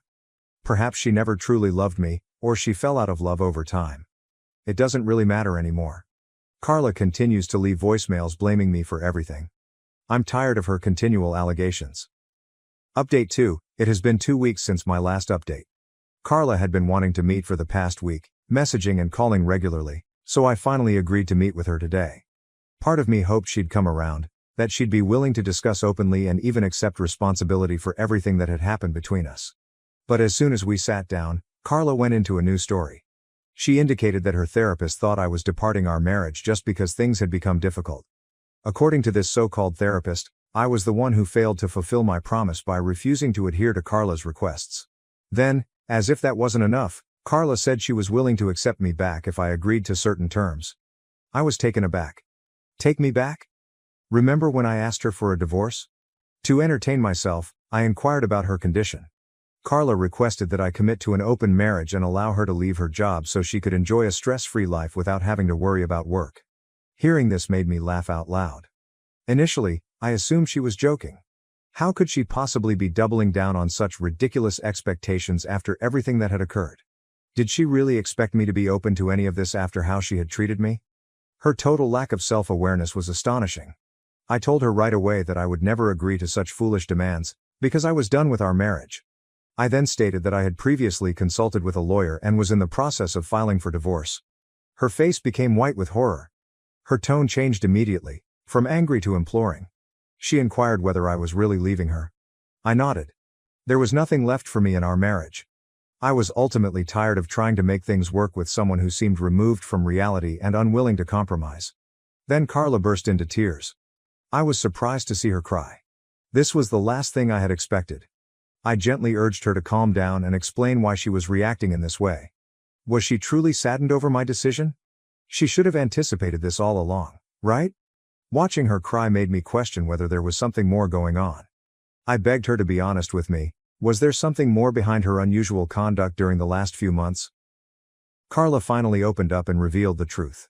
She added that approximately a year ago, she reconnected with an old high school acquaintance named Elle during their reunion. Elle was a self-proclaimed relationship expert on social media. Carla stated that she and Elle began spending more and more time together, rekindling their connection through long conversations and regular meetups. She acknowledged that Elle had begun to exert a big effect in her life. Over time, Carla disclosed that it was Elle who first noticed that she was unhappy in our marriage and began probing her about me and our relationship. Carla admitted that as she told Elle more about me and our life together, he frequently criticized our marriage, portraying it as oppressive and limiting. Elle continually reminded Carla of how exciting and adventurous she was in high school, when she had numerous boyfriends, and how she had always expected Carla to be the same way. Elle, on the other hand, thought Carla had gotten uninteresting. This caused Carla to resent me. She essentially blamed me for her change in conduct. She felt as if she had lost herself in the marriage, and rather than accepting responsibility for her own actions, she transferred her dissatisfaction onto me. Over time, her animosity grew, and she began to emotionally remove herself, certain that I was the reason she wasn't living the life she desired for herself. Elle gradually convinced Carla that the only way she could return to her old self was to let go of her inhibitions, be more open around others, and simply have fun. When Carla's business trip came around 7 months ago, Elle encouraged her to take advantage of the opportunity to let loose and flirt with her male co-workers, especially because she would be away from home and me. Carla then admitted to having made out with someone during her work trip but refused to tell me his name. She informed me that after returning from the vacation, she felt terrible shame but was too afraid to admit it. However, Elle was overjoyed for her and encouraged her to branch out beyond our marriage. Carla stated that going out to clubs and getting attention from men made her feel recognized and validated. It excited her, and she began to pursue that high. She knew she was doing something bad all along, but she couldn't stop herself. So, when I finally suggested counseling, she was worried she'd give in and tell me the truth, forcing me to leave her. Instead, she sought therapy as a cover-up. These so-called treatment sessions were not actually therapy at all. They were just meetings with Elle to gossip and vent. Carla said that she trusted Elle fully because they had known each other for years and she believed Elle knew her better than anyone else. Elle's influence grew so strong that Carla began to internalize what her friend told her, that she deserved freedom and excitement, regardless of the consequences. When I approached her and explained my worries, Elle would convince Carla that I was controlling or toxic, that I was preventing her from expressing her true self. In fact, it was because of Elle that Carla had begged for an open marriage, expecting me to give in. But, to her amazement, I hadn't. Rather, I had kicked her out. Inside, Carla informed me that she had wanted to tell me the truth after that, but Elle had persuaded her to keep control of the situation, to keep me on edge and force me to chase her instead. Elle had forcefully persuaded Carla not to apologize at this lunch, suggesting that she should demand what she wanted from me. However, Elle's advice backfired, and instead of breaking, I appeared more determined than ever to pursue a divorce. That's why Carla eventually revealed the truth. Carla urged me to not leave her. She admitted that she had most likely lost her mind temporarily, that Elle's influence had muddled her judgment. She said that because her buddy was a relationship expert, she believed her counsel. However, it was now evident that none of it had helped, it had just exacerbated the situation. Carla stated that now that she had finally come clean, she was ready to pursue legitimate therapy and, if I was willing, attend marriage counseling together. I could tell Carla was eager for one last shot to recreate what we had, promising to do everything it needed to make up. However, I was unwilling to give her another chance. Clearly, Elle had influenced my wife's decision, but she wasn't the only issue here. Carla had also been involved in all of this. She had made her own decisions, deliberately and knowingly. For months, she could have mended our connection by having an honest discussion about her feelings as an adult. Instead, she chose to keep everything bottled up and succumb to Elle's destructive advice. She had gaslighted me, twisted me, and rejected my emotions, all while claiming everything was fine. Also, she had cheated on me. And now, when it was too late, she had only spoken the truth out of desperation. My sister falsely accused me of stealing $110,000 at her wedding. Later, I presented video evidence of her infidelity, shocking everyone. The wedding day exceeded everyone's expectations. My sister Elizabeth looked stunning in her couture gown, and her now husband Brian appeared to be the happiest guy alive. Everything went flawlessly, including the vows, champagne toasts, and dancing. If there was any tension, I couldn't feel it, at least until the night after the wedding. The family had gathered at my parents' house to unwind and discuss the big day. We were in the middle of discussing amusing incidents from the dance floor when Elizabeth stood up suddenly. Her voice shook as she spoke something that struck me like a truck. "John stole our honeymoon money, $10,000. It's gone." The room went silent. I could feel everyone's gaze shift to mine. My mind couldn't comprehend what she had just stated. Stole? Me? That was absurd. Elizabeth went on and on before I had a chance to respond. She described how sad she was, how she had been crying all day, and how she felt betrayed. Brian sat transfixed, as if he'd been hit by a freight train. My parents, on the other hand, acted quickly to help her. "John, how could you do this?" my mother asked, shaking her head with disappointment. "You ruined everything. Steal from your sister? Your own sister?" "Dad," the speaker added, "you're not welcome here anymore." I tried to stand out and emphasize that I had not touched a cent. I said that I had been at the front desk all night, in full view of everyone, and that I had no idea where the money was stored.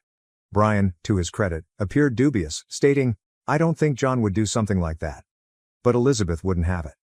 "Stop defending him, Brian," she demanded. "He's lying. I can't believe you take his side over mine." "John, you're disgusting. Get out of my sight." I was stunned. Her outrage was not simply about the alleged theft, it was also personal. My parents joined her in informing me that I was no longer a member of the family. My father said, "You are no longer our son." Which was the final blow. I exchanged glances with Brian, who appeared as perplexed as I was, and then went. As I drove away, I started putting things together. I understood exactly why she was doing this. It wasn't about the money, but about our granny.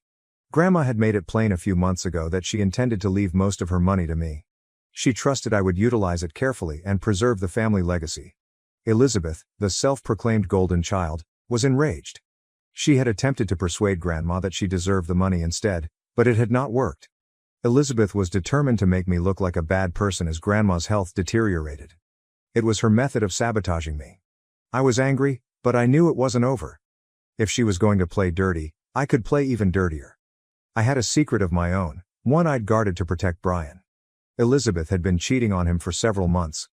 I hadn't intended to expose her, but after what she had done, all bets were off. I began to plot my retribution. Following that night, I couldn't quit thinking about what Elizabeth had done. The treachery hurt, but what hurt even more was that my parents trusted her without question. I couldn't look at my phone since the family group chat was filled with messages about how I had let everyone down and how humiliated they were of me. It was as if Elizabeth turned a switch, and I became the family evil. But I wasn't about to let her win. Elizabeth believed she could destroy me and walk away untouched. What she didn't realize was that I had been hiding a bombshell for months. Back in August, I unexpectedly caught her with someone other than Brian. I had gone to a coffee shop in the next town to see a friend, and there she was, sitting at a corner table, holding hands with someone I didn't know. They weren't very subtle, kissing, laughing, and acting like a real couple. I didn't say anything at the time since, frankly, it was none of my business. I expected it to come back and bite her eventually. I just never anticipated to be the one who had to bite back. Now I wanted proof. Something substantial, something undeniable. I knew her routine well enough. She'd always claimed she was visiting a friend or running errands when she went missing for a few hours each week. It was obvious what she was up to. My best guess was Thursday, around 7 p.m. That appeared to be her normal window. So I parked down the street from her house and waited. Sure enough, just around 6:45, Elizabeth went out, got into her car, and drove away. I followed her from a safe distance so she wouldn't notice. She returned to the same coffee shop where I had seen her before. The guy waited for her in the parking lot. I parked discreetly across the street and began recording. They hugged and then kissed. And not just a short peck, this was the kind of kiss that made it apparent Brian wasn't even a thought in her mind. They entered and sat near the window, looking like a couple on a lovely date. The man continued leaning in close, stroking her arm and talking into her ear. Elizabeth ate it up. I captured the entire event, 7 minutes of great film that would throw the issue on its head. When they finally left, I made sure to photograph them hugging again before they got into separate cars and drove out. I waited until she had left before driving home. My heart was hammering all the way home, but it wasn't from nerves, but from anticipation. I knew I had something that could destroy her flawless little facade. But I wasn't about to hurry into it. I needed to wait until the appropriate moment. Elizabeth had gone nuclear on me during a family function, so it was only right that I return the favor. I decided to schedule a dinner a few days later and pretend to apologize and make amends.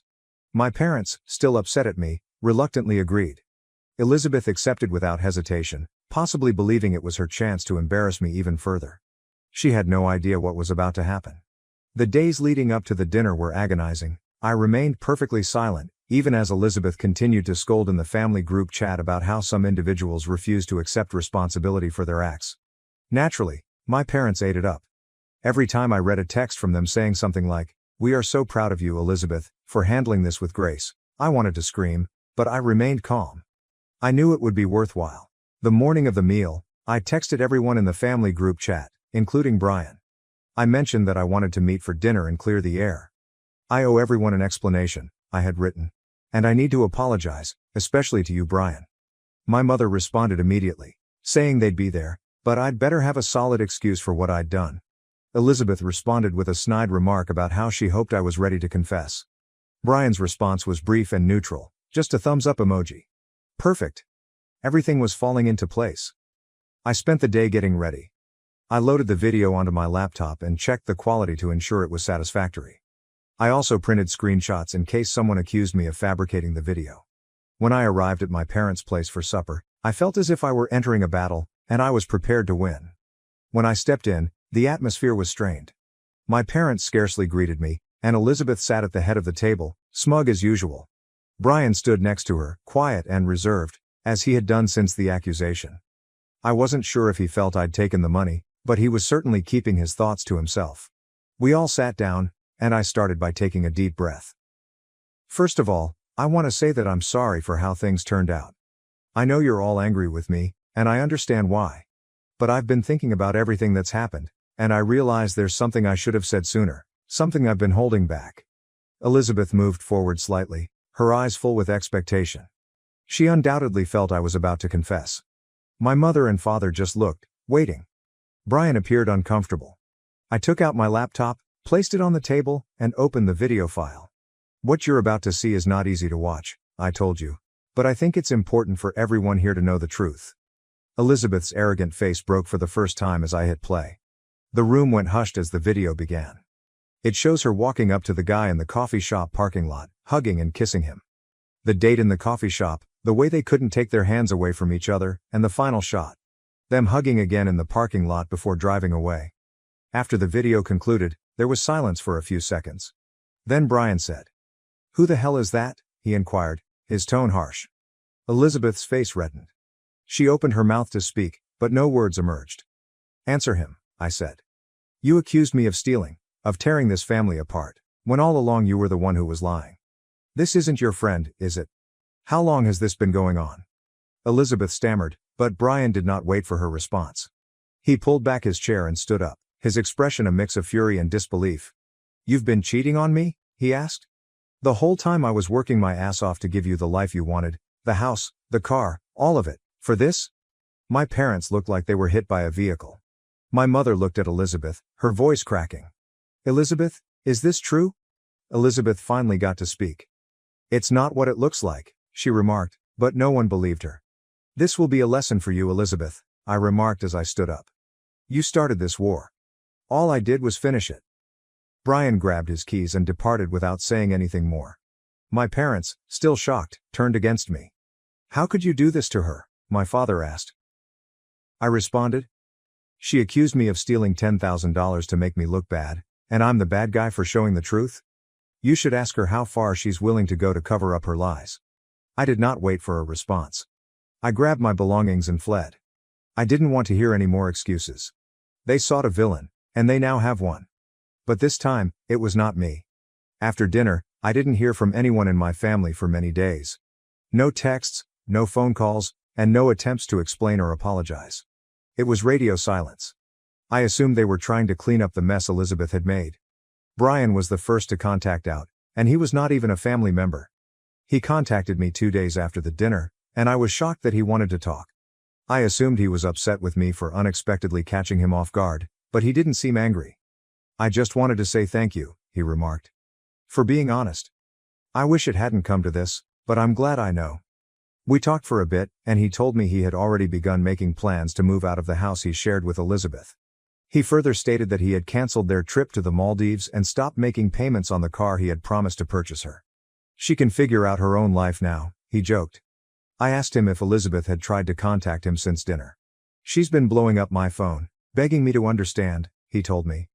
"But there's nothing to understand. She cheated. End of story." Hearing him say that gave me an odd feeling of closure. At least someone in this mess could see clearly. A few days later, my mother finally contacted me. She sent me a long guilty text message about how upset she was in me for ruining Elizabeth's relationship and how family should always be there for each other, no matter what. I stared at the message for a moment, trying to decide whether it was worth responding to. Finally, I sent a simple response. Family supports each other by telling the truth, not by covering up lies. Maybe you should think about that. That did not go over well. My father responded with a note telling me I was being immature and that Elizabeth was still their little girl, regardless of what she had done.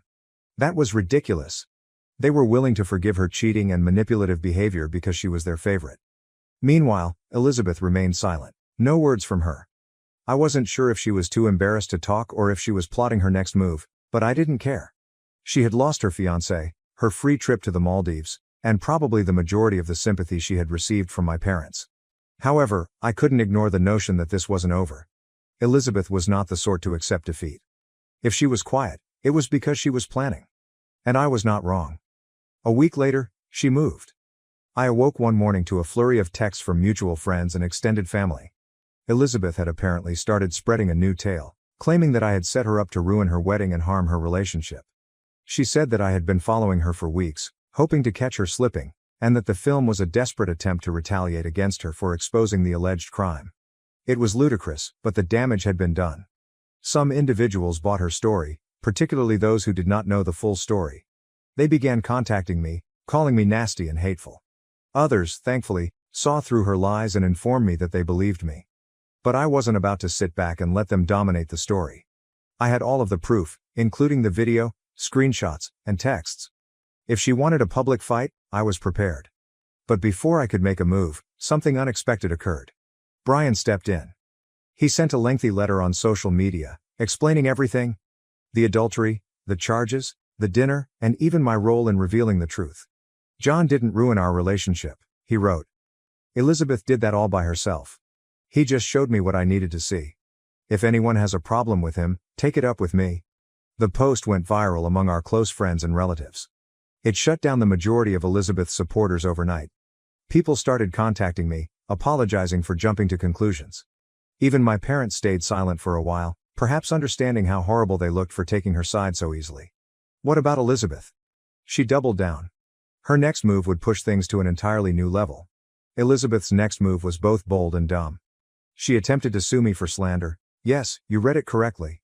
She actually hired a lawyer and filed a lawsuit, alleging that I purposefully harmed her reputation and caused her severe distress. When I was handed the documents, I couldn't determine whether to laugh or be outraged. She wasn't just desperate, she was insane. I did not waste any time. I hired my own lawyer, showed them the video, the texts, and Brian's social media posts, and they assured me that I had nothing to worry about. "This is a fear technique," they said to me. "But if she wants to go to court, we'll go to court." So we did. The court date was approximately a month later. The majority of the family showed up, likely out of morbid curiosity. Brian was also there, sitting quietly in the back. Elizabeth appeared with her lawyer, all smug and cocky, as if she had already won. The judge was not impressed. Her lawyer claimed that I maliciously taped and circulated private footage of Elizabeth, causing her to lose her relationship and social position. But my lawyer instantly shut it down. They emphasized that the footage was recorded in a public place and depicted behavior that directly contradicted Elizabeth's earlier charges against me. They also pointed out that I had only seen the film to our immediate family before Elizabeth's lies made the situation public. Then came the finest part. Brian took the stand. He stated that Elizabeth accused me of stealing without evidence and attempted to isolate me from the family. He said that the video was the only way he discovered the truth about her infidelity. John didn't ruin anything, he explained. He saved me from wasting my life on someone who didn't respect me or our relationship. Elizabeth's lawyer attempted to cross-examine him, but Brian did not flinch. He kept to the facts, leaving little opportunity for interpretation. When it was Elizabeth's turn to testify, her story fell apart. She contradicted herself multiple times, claiming at one point that the man on the video was simply an acquaintance and at another that she and Brian were on a break at the time. The judge didn't buy any of it. By the end of the hearing, it was obvious where things were going. The judge dismissed the complaint, concluding that I had not defamed Elizabeth and that the facts I submitted was both true and important. But the real kicker was when the court chastised Elizabeth personally. "You have wasted this court's time with baseless accusations," she told the jury. "It is clear that this lawsuit was an attempt to deflect blame for your own actions. I urge you to reflect on the decisions that led you here today." Elizabeth exited the courtroom in tears. Following that, the tables were turned. My parents, our extended family, and even her closest friends would have nothing to do with her falsehoods. Brian ended all communication and finished the process of moving out. My parents, humiliated and ashamed, eventually recognized they had made a mistake by siding with her. When my father contacted me one night and said, "We made a mistake, I hope you can forgive us one day," it was a quiet admittance rather than a spectacular apology. I promised him I would think about it, and I meant it. After everything they had put me through, forgiveness was not going to come easily. Elizabeth has completely disappeared from the family scene. She relocated out of state a few weeks later, claiming she needed a new beginning. According to what I've heard, she struggled to keep friends and a job. Since then, her reputation has followed her, as it should. I'm not going to pretend that this entire affair hasn't left scars. Yes, it has. But, in the end, the truth won out, and I was finally free of the cloud Elizabeth had attempted to cast over me. I do not regret exposing her. She began the war, and she has paid the price. My parents kicked me out on Thanksgiving for not paying for a vacation. A month later, they asked for help after my brother lost $25,000 gambling. "This is our thanks for your little support," they stated. I told them I stopped paying the bills and fled, but they laughed. A month later, Thanksgiving was meant to be about family and giving thanks. Instead, my father looked me dead in the eye in the middle of supper and told me, "You have to leave." I froze, fork halfway into my mouth. "What?" My mother avoided my gaze. My younger brother and sister kept their heads down, pushing food around on their plates as if they were trying to disappear. My father, on the other hand, appeared serene, as if he'd already made up his decision. "This is our gratitude for your small assistance," he remarked, shaking his head. I gave out a quick laugh, believing it was some sort of strange joke. "What the hell are you talking about?" My father reclined back in his chair, arms crossed. "You're not pulling your weight, Jack. You've been here for months, and we don't see much help from you." I stared at him. Am I not doing my fair share? I had been living with them for a few months, but I wasn't just sleeping on their couch. I held a full-time job. I bought groceries not only for myself, but for everyone. I paid for takeaway when they didn't want to cook. I also paid my younger siblings' internet bills because they required them for school. And it doesn't include the times I provided my father with petrol money or auto maintenance when he grumbled about being short. I wasn't anticipating a prize, but being told I wasn't contributing at all? This was ridiculous. I scoffed. "Are you serious? I've paid for stuff." "Not enough," my father interrupted. "You're a grown man. You should take care of yourself." And that's when it struck me. It wasn't just about me staying at their house. This was about the talk we had a few days before. They had asked me to pay for the vacation. Not just a weekend getaway, but a full-fledged luxury resort with flights. They wanted me to pay for the entire thing. At first, I assumed they were joking. When I learned they weren't, I said no. My father's face darkened, and my mother gave me this look as if I had personally offended her. After that, things got weird. They stopped talking to me so much, and now they're kicking me out. I breathed slowly. So this is about the vacation, huh? My mother pursed her lips. Jack, family supports each other. I laughed. Yeah. And what exactly have you done to support me? My father threw his hand down on the table. Enough. If you're not willing to help, then you can leave. Simple as that. I shake my head.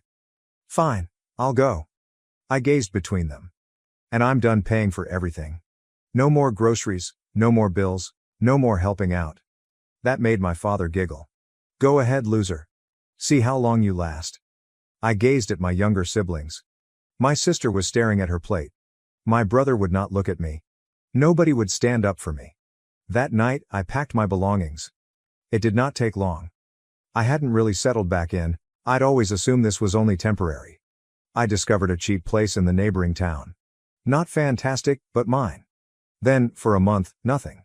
No calls, no texts. I assumed they had washed their hands of me, and I was comfortable with that. Until one night the phone rang. I noticed my mother's name on the screen. I nearly didn't answer it, but something told me it wasn't a random call. Something wasn't right. It had been a month since Thanksgiving and I hadn't heard anything from them. Not a single call. Not a single text. At first, I kept checking my phone, expecting my mother, or perhaps my sister, to contact me to see how I was doing. Nothing. I told myself I didn't care and was better off, but it still hurt. I had spent months assisting them, ensuring my younger siblings had what they required, and paying for items without being asked. And once I stopped, it was as if I never existed. But, after a while, I started to like the silence. My apartment was small and shabby, and I could hear my neighbors through the thin walls, but it was mine.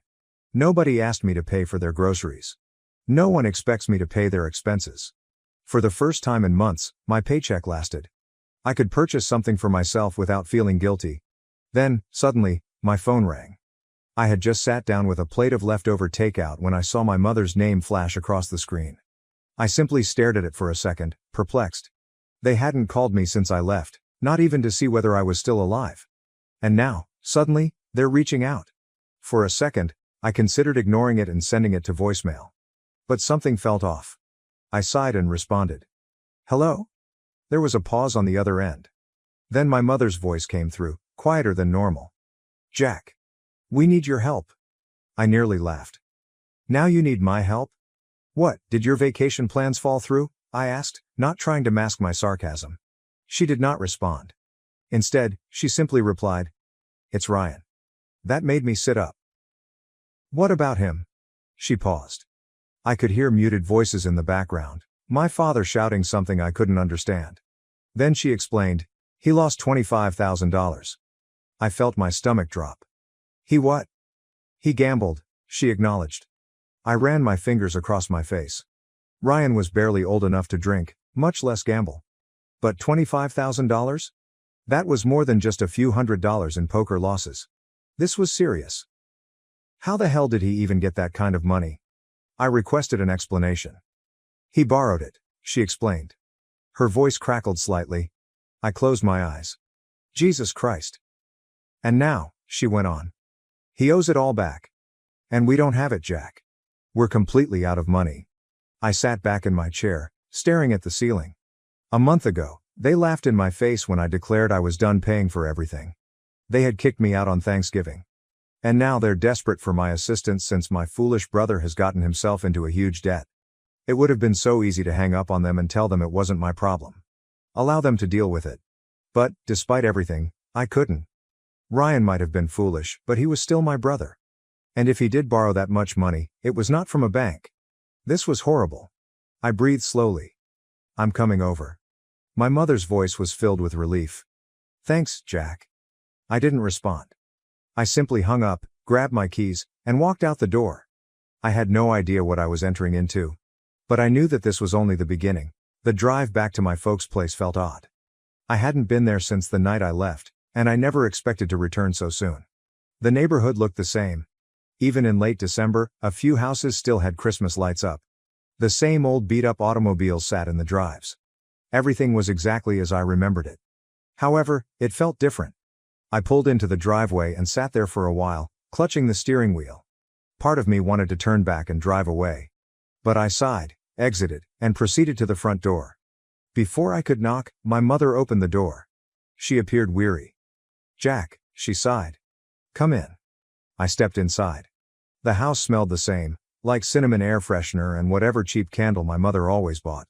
But the energy was utterly different. Ryan was seated on the couch, stooped over and staring at the floor. My father stood at the dining room table, arms crossed, appearing angry. Nobody spoke for a second. Then I asked, "All right, someone tell me what the hell happened." Ryan did not look up. My mother sat next to him and caressed his back like if he were a young child who had just skinned his knee. My father was the one who reacted. "Your brother was an idiot, that's what happened." Ryan eventually spoke, and his voice was quiet. "I didn't mean for it to get this bad." I stared at him. "How do you accidentally lose 25 grand? He let out a nervous breath. "It started small. Just a couple hundred. Then I won big, so I kept going." He eventually looked up at me, his face pallid. "And then I lost everything." I shake my head. "Okay, but you didn't have 25 grand to lose. So who the hell gave you the money?" Ryan paused.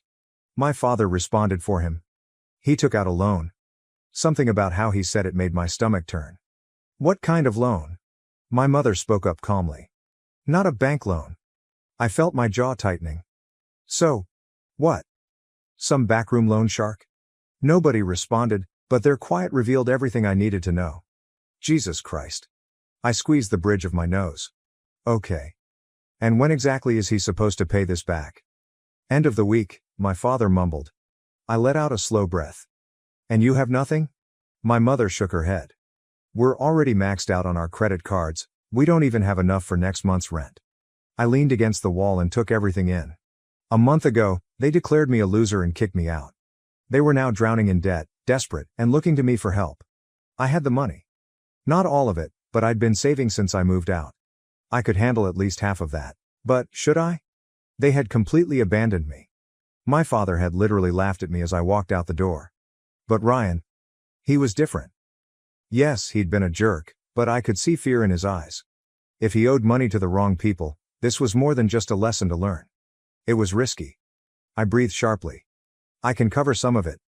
My mother gave a sigh of relief. My father said nothing. Ryan only nodded, his gaze fixed on the floor. "I'll wire you 12 grand, I announced. "That's all I can do." My mother grabbed my hand. "Thank you, Jack." I drew away. "Don't. Just make sure this never happens again." I turned to Ryan. "And you? You're going to pay me back, every damn cent." He gulped heavily. "I will."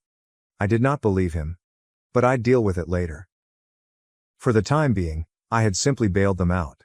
Even though I knew I shouldn't have, I couldn't help but wonder if this would make a difference. Little did I know how incorrect I was. I wired the 12 grand that night. My mother nearly sobbed. My father whispered what I believe was a thank you, but he couldn't look me in the eye. Ryan only nodded, still looking sick to his stomach. I did not remain after that. I made it clear that this was a loan and not a gift. And Ryan would repay me. Nobody argued. As I drove back to my apartment, I reminded myself that I had done the right thing. It was not about my parents. It was about Ryan. He was my brother. And, as much as I wanted to let them all sink in the disaster they'd created, I couldn't stand by and watch Ryan get harmed over something silly. A week has gone. Then 2.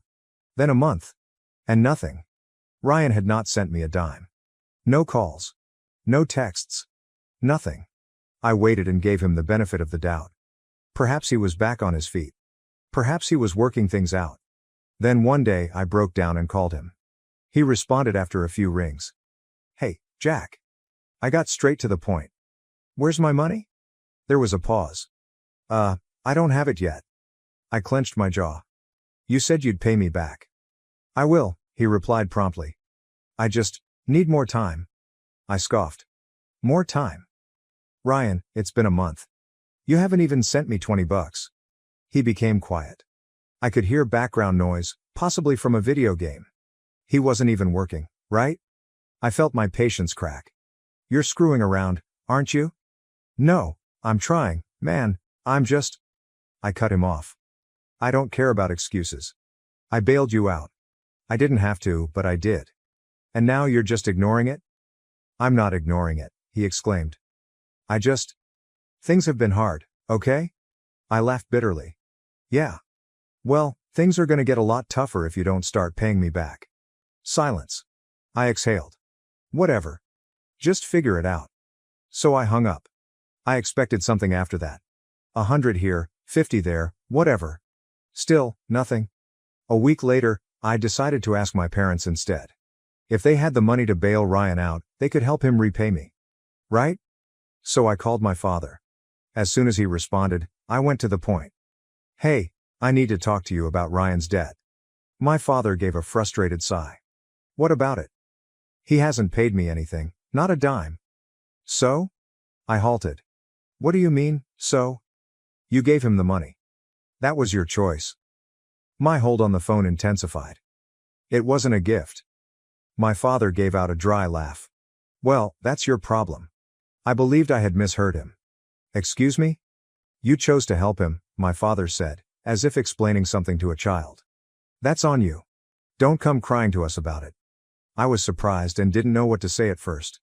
Those were your exact words, I finally said. Family helps each other, you said when you kicked me out. But now that I need support, that no longer applies. Jack, you're an adult, he continued, his voice stern. Now handle your own problems. I gave a quick laugh. Wow. So, if you need money, family helps each other. But when I need, I'm on my own. That's life, he remarked dismissively. Don't you like it? Too awful. I felt sheer wrath rise up my spine. They asked me to come back. They begged me to save them. And as soon as they got their way, they abandoned me. Got it, I replied coldly. Enjoy your life, Dad. I hung up. I sat there for a minute, staring at my phone, trying to understand how deep their selfishness went. That's when I realized something. I wasn't about to let this go. Not this time. They assumed they could walk all over me. They were about to learn how mistaken they were. I sat in my apartment, staring at my phone and repeating my father's words over and over. Handle your own concerns. That is life. They genuinely felt they could just use and discard me. That I would continue playing their game. Keep bailing them out while they trample all over me. They didn't know who they were dealing with. I wasn't about to let this go. I spent the following few days contemplating. If Ryan didn't pay me back, and my folks ignored it, I needed another way to receive my money. And then an idea struck me. One so basic, I couldn't believe I hadn't thought of it sooner. I could still access my folks' Wi-Fi and cable accounts. I had set them up while I lived there, and the bills were always in my name because I was the one who paid for them. And guess what? They never updated the billing information after I departed. So I logged in and canceled everything. The internet is gone. Cut off the cable. Streaming services are disabled. They were officially off the grid. I sat back, waiting. Sure enough, my mother called the next morning. Jack, she replied, agitated. The internet's down. I pretended to be clueless. Huh, that's odd. She sighed. Could you look into this? Your sister has schoolwork, and we can't even watch television. I smiled. Oh, I already know what happened. What? I canceled it. Silence. You what? She finally spoke. I canceled everything. Internet, cable, Netflix, and whatever else you were using is no longer available. Jack, she gasped. Why would you do that? I slumped back in my chair. I'm not sure, maybe because I'm still paying for it? But, your sister needs it for school. Then maybe, I responded slowly. You should pay for it yourself. I could hear my father in the background. What is going on? Jack canceled everything, my mother hissed. Good, my father said. We don't need him. I laughed. Yeah. Let's see how long you can do without Wi-Fi. My father grabbed the phone from my mother. Listen, you little... I hung up. This should have been the end of it. But I didn't know what would happen next. A few days later, when I got home from work, something seemed off. My apartment's door was unlocked. I always locked the door. Always. My stomach twisted as I gradually pushed it open. Then I saw it. My apartment had been wrecked. Cushions were thrown everywhere, my laptop was missing, my drawers were ripped open, and my television was gone. I stood there shocked. And then it struck me. This was not a random break-in. This was them. My family had broken into my house. And I'd just declared war. My heart pounded as I stood in the middle of my destroyed flat. My laptop is gone, my television is gone. Drawers were pulled open, clothes were flung everywhere. I clenched my fist. I know who did it. This was not a random break-in. This was them. I have my own family. I took a big breath and called the cops. When the officer arrived, he took one glance at the mess and inquired whether I had any suspects. I did not even hesitate. I think my parents and my brother did it. He raised an eyebrow. Family? I nodded. I used to live with them. They kicked me out, and now we're not on good terms. I detailed the entire thing: money, Wi-Fi, and debt. They most likely assumed this was vengeance. The cop took everything down. Then he posed the big question. Would you like to press charges? I paused. Not because I had reservations. But it was a major thing. If I filed charges, this would not be just a family drama. It'd be real. But then I thought about it. They'd broken into my house, stolen from me. After I helped them out. After I assisted them while they were deeply in debt. And the worst part? They presumably assumed I would do nothing. That I would simply accept the hit. As I always do. I met the officer's eyes. Yes, I answered. The next day, the cops arrived at my parents' house. I was not there. But I got a call from my mother shortly after that. Jack, she was practically screaming. What did you do? I slumped back in my chair. You broke into my place. You stole my belongings. What the hell were you expecting? It wasn't a big deal, she responded. You just what? I snapped. Taught me a lesson? Did you take back what you believed you deserved? Tell me, Mom, do you even feel horrible about this? She became silent. Then, in a low voice she added, you didn't have to call the cops. I laughed. Oh, so if I help you, I'm family, but when you rob me, I'm expected to let it go. It wasn't robbery, she argued. The cops disagree. She huffed. Jack, we can fix this? Simply drop the charges. No. Her breath caught. What? I said no. She gasped, like if I'd slapped her. Jack, this is serious? Your brother, I gave him 12 grand, I snapped. And he still hasn't paid me back. Now he's breaking into my home? I'm finished. Silence. Then she made one last move. The guilt trip. Are you really going to do this to your own family? I took a deep breath. No, Mom. You did it to yourself. So I hung up. The cops discovered my television and laptop at a local pawn shop. Sold under Ryan's name. That's all they needed. Ryan was caught for burglary, and my parents were charged as accomplices. My grandparents discovered out shortly after. And that's when things changed. Because they were infuriated. For the first time in my life, my parents were about to experience genuine consequences. I didn't attend the court proceedings. I did not have to. The proof was incontrovertible. Pawn shop records, surveillance footage, everything. Ryan pleaded guilty, perhaps believing he would get off lightly. My parents tried to justify that they had no idea what he was doing, but no one purchased it. They all received probation. No prison time. But now they had a criminal record. And it was their problem. Not me. The true repercussions occurred when my grandparents found out. I'm not sure who told them, probably one of my aunts, but when I received a phone call from my grandfather, I could tell he was furious. Jack, he asked in a raspy voice, is it true? Did your parents or Ryan steal from you? Yes, I answered. It's true. There was a prolonged pause. Then, gently, he stated, they will regret it. I'm not sure what happened after that. But my grandparents went to war. They absolutely cut off my parents. There will be no more aid with the bills. There will be no more covering up for them when they make mistakes. My father had always counted on them when things became bad. But now, he was on his own. And the icing on the cake, my grandparents repaid me every single cent that Ryan owed me. They said they did not want me to bear that load. That I'd done more than enough. And they made one thing very clear. They were not doing this for my parents. They were doing it because I was the only one in the family who had performed ethically. That was the last time I spoke to my folks. Ryan texted me a half-hearted apology a few months later, possibly because my mother compelled him to do so. But I did not answer. After all of this, I realized something. I had spent years attempting to assist people who would never aid me in return. And I was finished. Since now, I was not anyone's savior, not their safety net, not their ATM, I was going to live my life for myself. And if my folks get in trouble again, they could manage it on their own.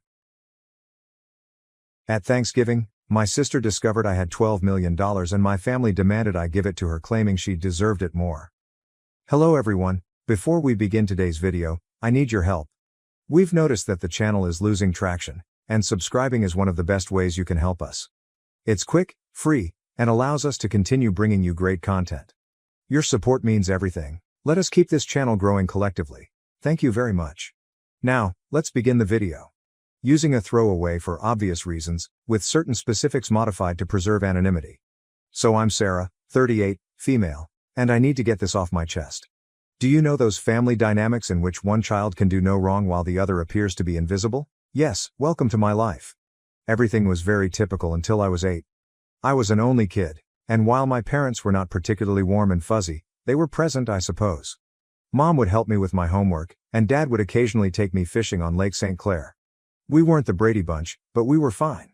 Then came the night that would change everything. I recall my Aunt Kelly showing up at 2 a.m. and telling me to pack a suitcase because Mom was in the hospital. My sister, Rachel, was on her way, but something was wrong. She wasn't meant to arrive for another 2 months. The following few weeks were a flurry of hospital visits and hush chats. Rachel was really little. She looked like one of my baby dolls, but with all these tubes and cables, I wasn't allowed to touch her or get too close. That was the first time I felt it, an invisible wall forming between me and the rest of my family. When they eventually brought Rachel home, our house turned into a sterilized bubble. Mom had an obsession with germs. I'm talking industrial strength disinfection throughout, hand sanitizer stations in each room, and constant cleaning. The harsh odor of bleach still causes me distress to this day. But here's the bit that really messed me up. Whenever I showed the slightest symptom of illness, I was whisked off to either Grandma Marie's or Aunt Kelly's house. I mean every time. Sneeze once, pack your bags. A mild cough, you're off to see Grandma. At first, I thought it was enjoyable. Grandma Marie would make cookies, and Aunt Kelly had a fantastic collection of Nancy Drew books that I was working my way through. But children are not stupid. After a while, you begin to understand what is actually going on. You are not being sent away on adventures, you are being handled as a threat. As if your entire existence could damage your beloved sister. I tried everything to gain their attention in a healthier manner. Honestly, everything? Got all A's? Mom would scarcely look up from Rachel's most recent doctor's appointment calendar. Won first prize in the scientific fair with a project about renewable energy. Dad just asked if I could store the display board in the garage since Rachel is allergic to cardboard dust. Is this even a thing? The real kicker came when I was 12. For months, I'd been practicing for the school talent show, teaching myself to perform Bridge Over Troubled Water on the piano. I know it's a little too obvious. Rachel had a 99.1 degree Fahrenheit fever on the night of the show. Guess who did not have anyone in the audience? Meanwhile, 2 weeks later, the entire family, including both sets of grandparents, attended Rachel's 15-minute flute recital, during which she essentially killed hot cross buns. Rachel immediately learned how to use the system. By the age of 7, she had outgrown any real health difficulties, but that didn't stop her from performing. Headache? Must remain home from school. Feeling tired? Someone else, guess who, should perform her tasks. Worried about a test? Mom would literally call the school to have the deadline extended. I began spending more and more time in my room, immersed in books about art history and antiques. It's funny how life works out sometimes. My room became my sanctuary, mostly because Rachel claimed she was allergic to my lavender air freshener, so it was the only place she wouldn't go. Do you know what is actually wrong? When she pretended to be sick, a part of me felt grateful. At the very least, I'd be taken to Grandma Marie's, where someone would ask about my day or be interested in what I was about. Grandma was the one who sparked my interest in vintage jewelry. She had an incredible collection of costume pieces that she let me organize and catalog. I suppose I should have regarded it as prophetic. The worst thing wasn't even the clear favoritism. It was how they rewrote history to excuse their actions. Rachel just needs more attention because she had such a rough start. Sarah's always been so independent. Sarah understands that her sister has special needs. Number I did not comprehend. I was a child who didn't understand why having a good immune system made me less deserving of love. Looking back, I can see how these years shaped me. The persistent message that I was somehow unsafe or inconvenient to be around doesn't just go away. But hey, at least it taught me to be self-sufficient. When no one checks your homework or cares about your triumphs, you quickly learn to be your own cheerleader. High school, the majority of people either loved or loathed it. Me, I regarded it as a ticket out. While Rachel was establishing her drama empire in middle school, I was laying the groundwork for my own escape. And let me tell you, nothing inspires you to accomplish more than knowing that no one will do it for you. Remember how I said I spent hours sorting Grandma Marie's jewelry collection? That taught me a valuable lesson: the need for systematic organization and attention to detail. In high school, I approached everything with the same perspective. My desk at home resembled something out of an organization magazine: color-coded notes, meticulously organized study plans, and everything had its place. Rachel teased me about it, calling me Rain Man. Very great, sis. But here's the thing about being invisible: no one is monitoring your failures or successes. So do whatever the heck you want. I joined every club that would not interfere with my part-time employment at Carson's Diner. Thank you to Carol, the owner, for remembering my birthday when my own parents had forgotten. Debate team? Check. Who is the National Honor Society president? Check. Who is the editor-in-chief of the school newspaper? Check. The debate team was when I truly found my voice. There's something quite rewarding about shattering someone's argument while maintaining complete composure. It also taught me how to negotiate, which I didn't realize at the time but would be useful later. I've won states twice. Rachel had major soccer games, therefore my parents were unable to attend both competitions. She was on the C team, did not even play. The game changer the junior year was when things truly became interesting. I took the SAT and received a flawless score. Not like, oh, pretty good, perfect. I mean, perfect. 1600. You know how many people receive that? Less than 1%. I remember staring at the results screen for almost 20 minutes, convinced it was an error. I rushed home to tell my parents. I realized this is stupid. Mom was in the kitchen assisting Rachel with her English homework. The conversation went something like this. My reaction: Mom. Look, I got a perfect SAT score. Mama. That's nice, honey, but can you keep it down? Rachel's trying to concentrate. She has a big test tomorrow. Rachel, you're correct. Yeah, some of us actually have to study, Miss Perfect. She said. Rachel, sweetie, don't stress. You're just a different kind of learner. I still have the hard copy of those SAT results someplace. Never got pinned on the fridge. But Rachel's C+ in English?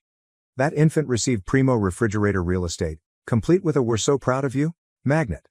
College applications. The college application procedure was interesting. I applied to 15 schools without informing anyone. I wrote all of my own essays, gathered my own recommendations, and handled all of the financial assistance paperwork myself. My guidance advisor, Mr. Chen, was the true MVP. My parents were too busy to help me with the FAFSA, so I stayed late after school. Then acceptances began to arrive. Harvard, Yale, Princeton, Michigan, and each one comes with a scholarship offer. I stored them all in a locked box under my bed, knowing what would happen if Rachel discovered them. They'd suddenly shifted their focus entirely to her. But if Sarah goes to Harvard, I'll be all alone. Or some nonsense like that. The day I received my full ride offer from UMich, Rachel joined JV cheerleading. Guess which one was celebrated with a family feast? Hint, I had microwave mac and cheese in my room while they went to Olive Garden. But, you know what? The scholarship was my golden ticket. Tuition, lodging and board are all included, as is a book allowance. I could finally leave that house, where I was either invisible or inconvenient.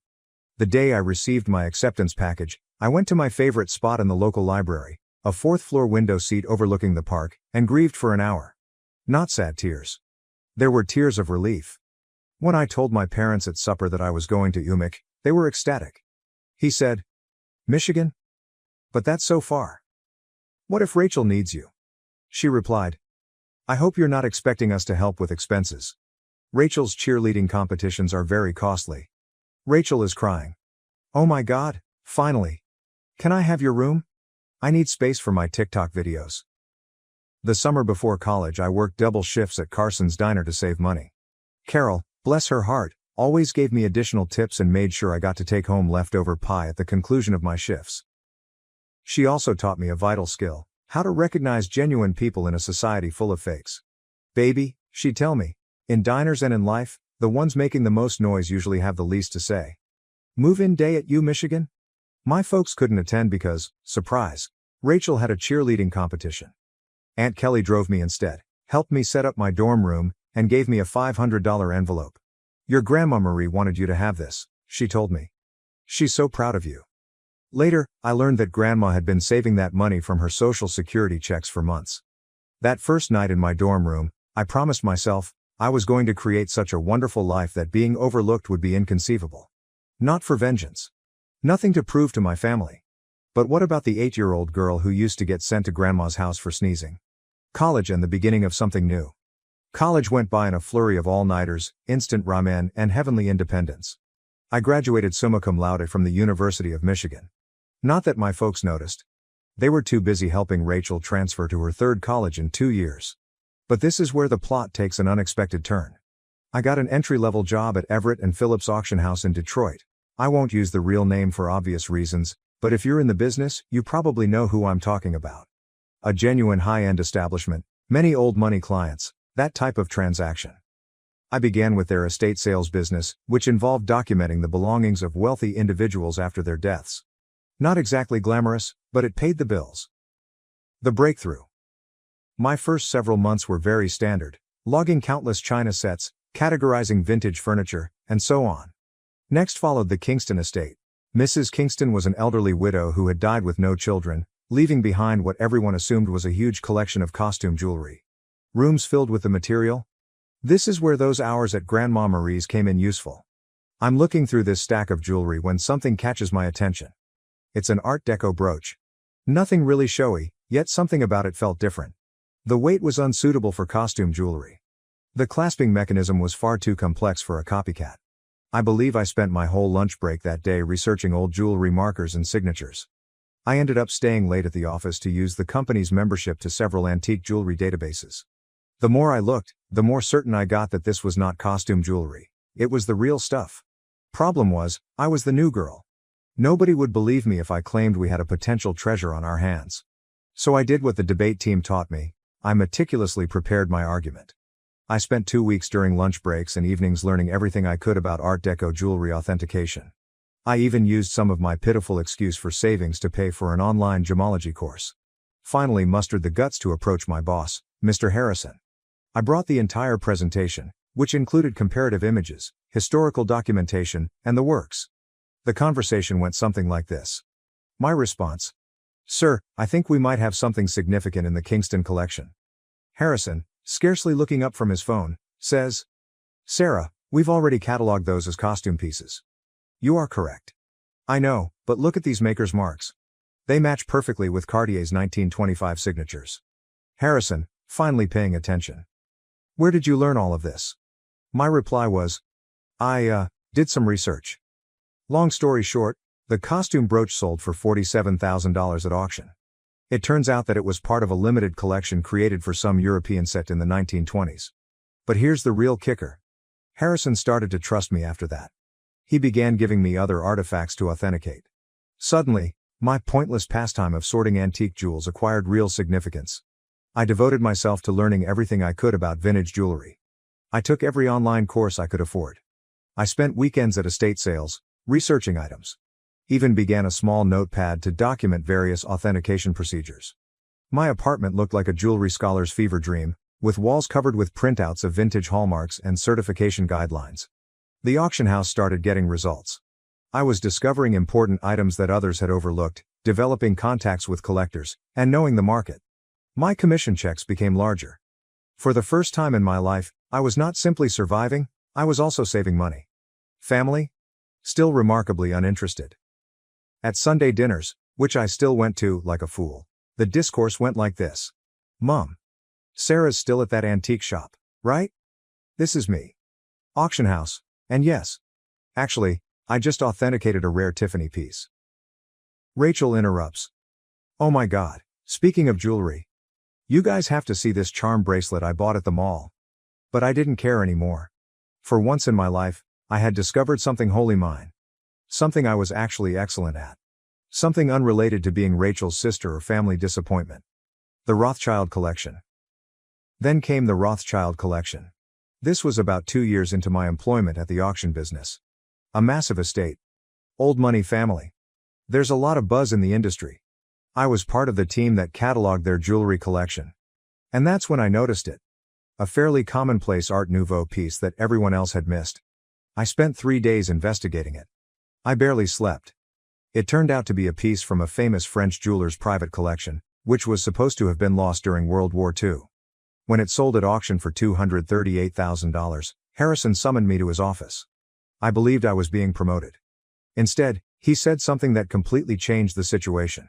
"Sarah, you're wasting your talent here. You should be running your own authentication business." Initially, I shrugged it off. Me? Start a business? With what money?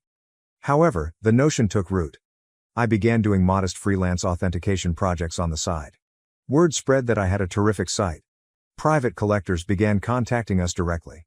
One night, I was sitting in my modest apartment, surrounded by jewelry manuals and authentication tools that I had gradually accumulated, when I had an epiphany.